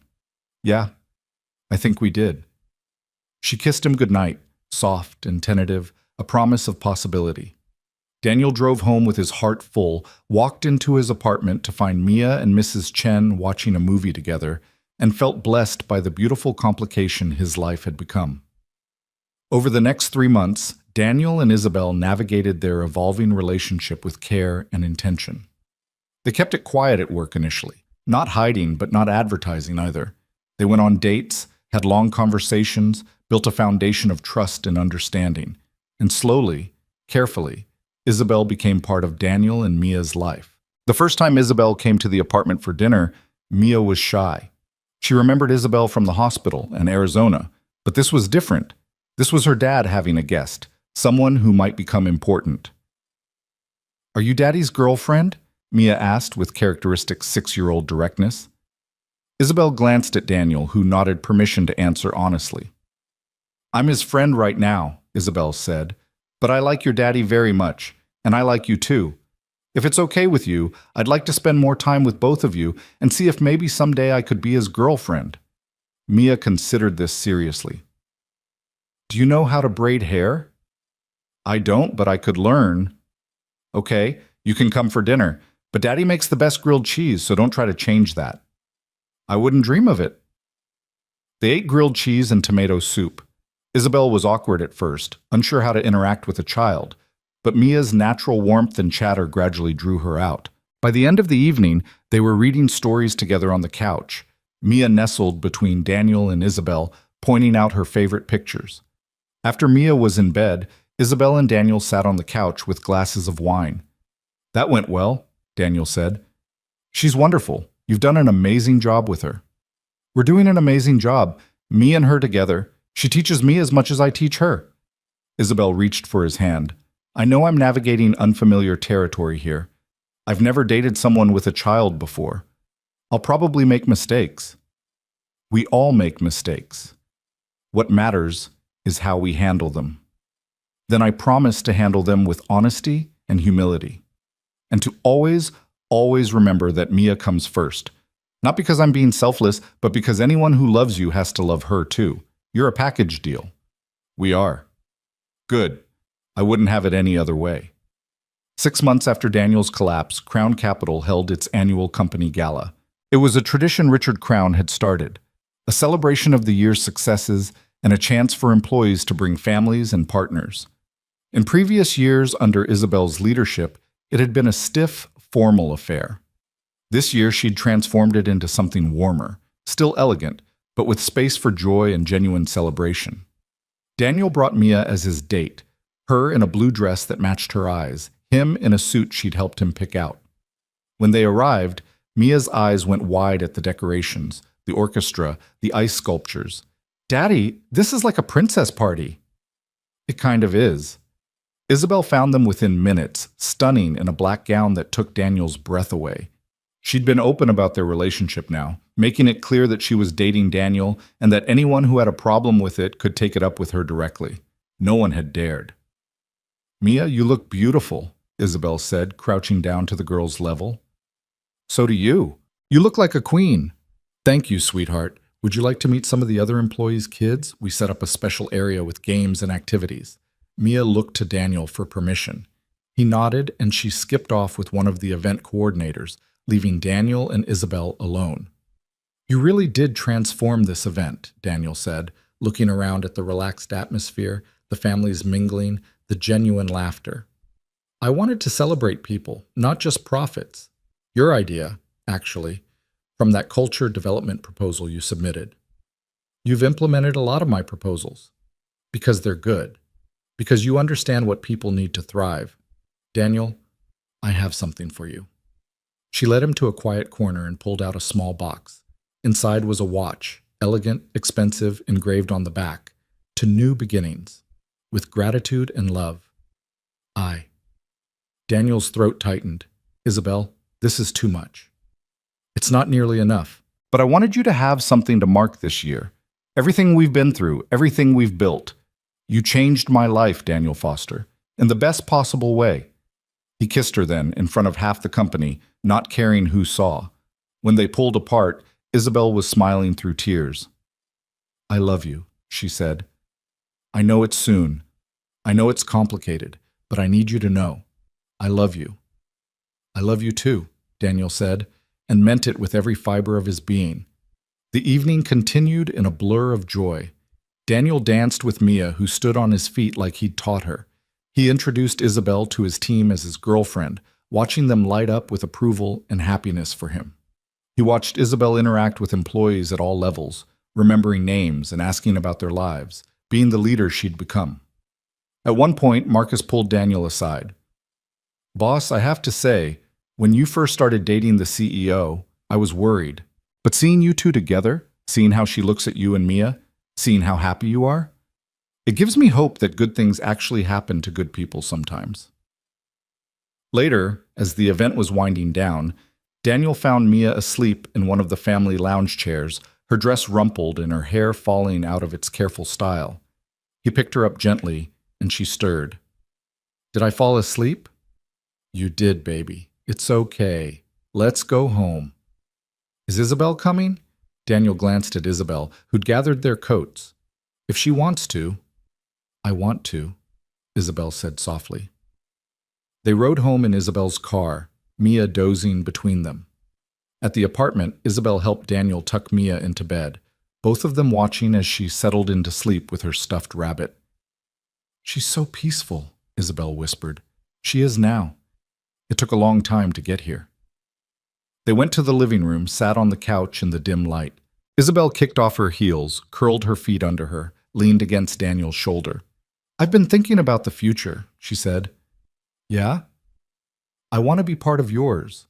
Officially, permanently. I know it's too soon to talk about marriage or anything like that, but Daniel, I want you to know my intentions. I'm in this for the long haul, you and Mia both. What if I told you it's not too soon? Isabel sat up, looked at him with wide eyes. What are you saying? I'm saying that life is short and unpredictable. I lost Emma without warning. I almost lost my health, my daughter, my future.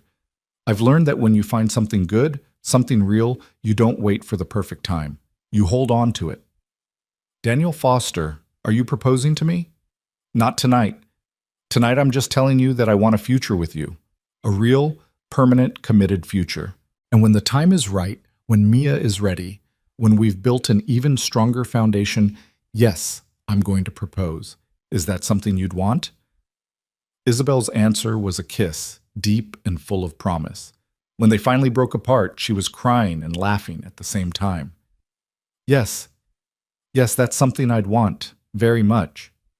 They spent the night talking about dreams and plans and possibilities, about how they'd blend their lives, where they'd live, how they'd navigate the complexities of being partners in work and life, about how they'd honor Emma's memory while building something new, about how they'd raise Mia together, giving her stability and love and the security of knowing she was cherished. I never thought I'd find this again, Daniel admitted as dawn light started creeping through the windows.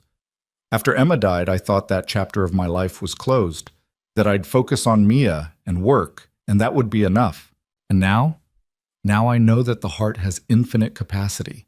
I can love Emma's memory and love you too. I can be Mia's father and your partner. I can have a career and a life. It's not about choosing anymore. It's about balance.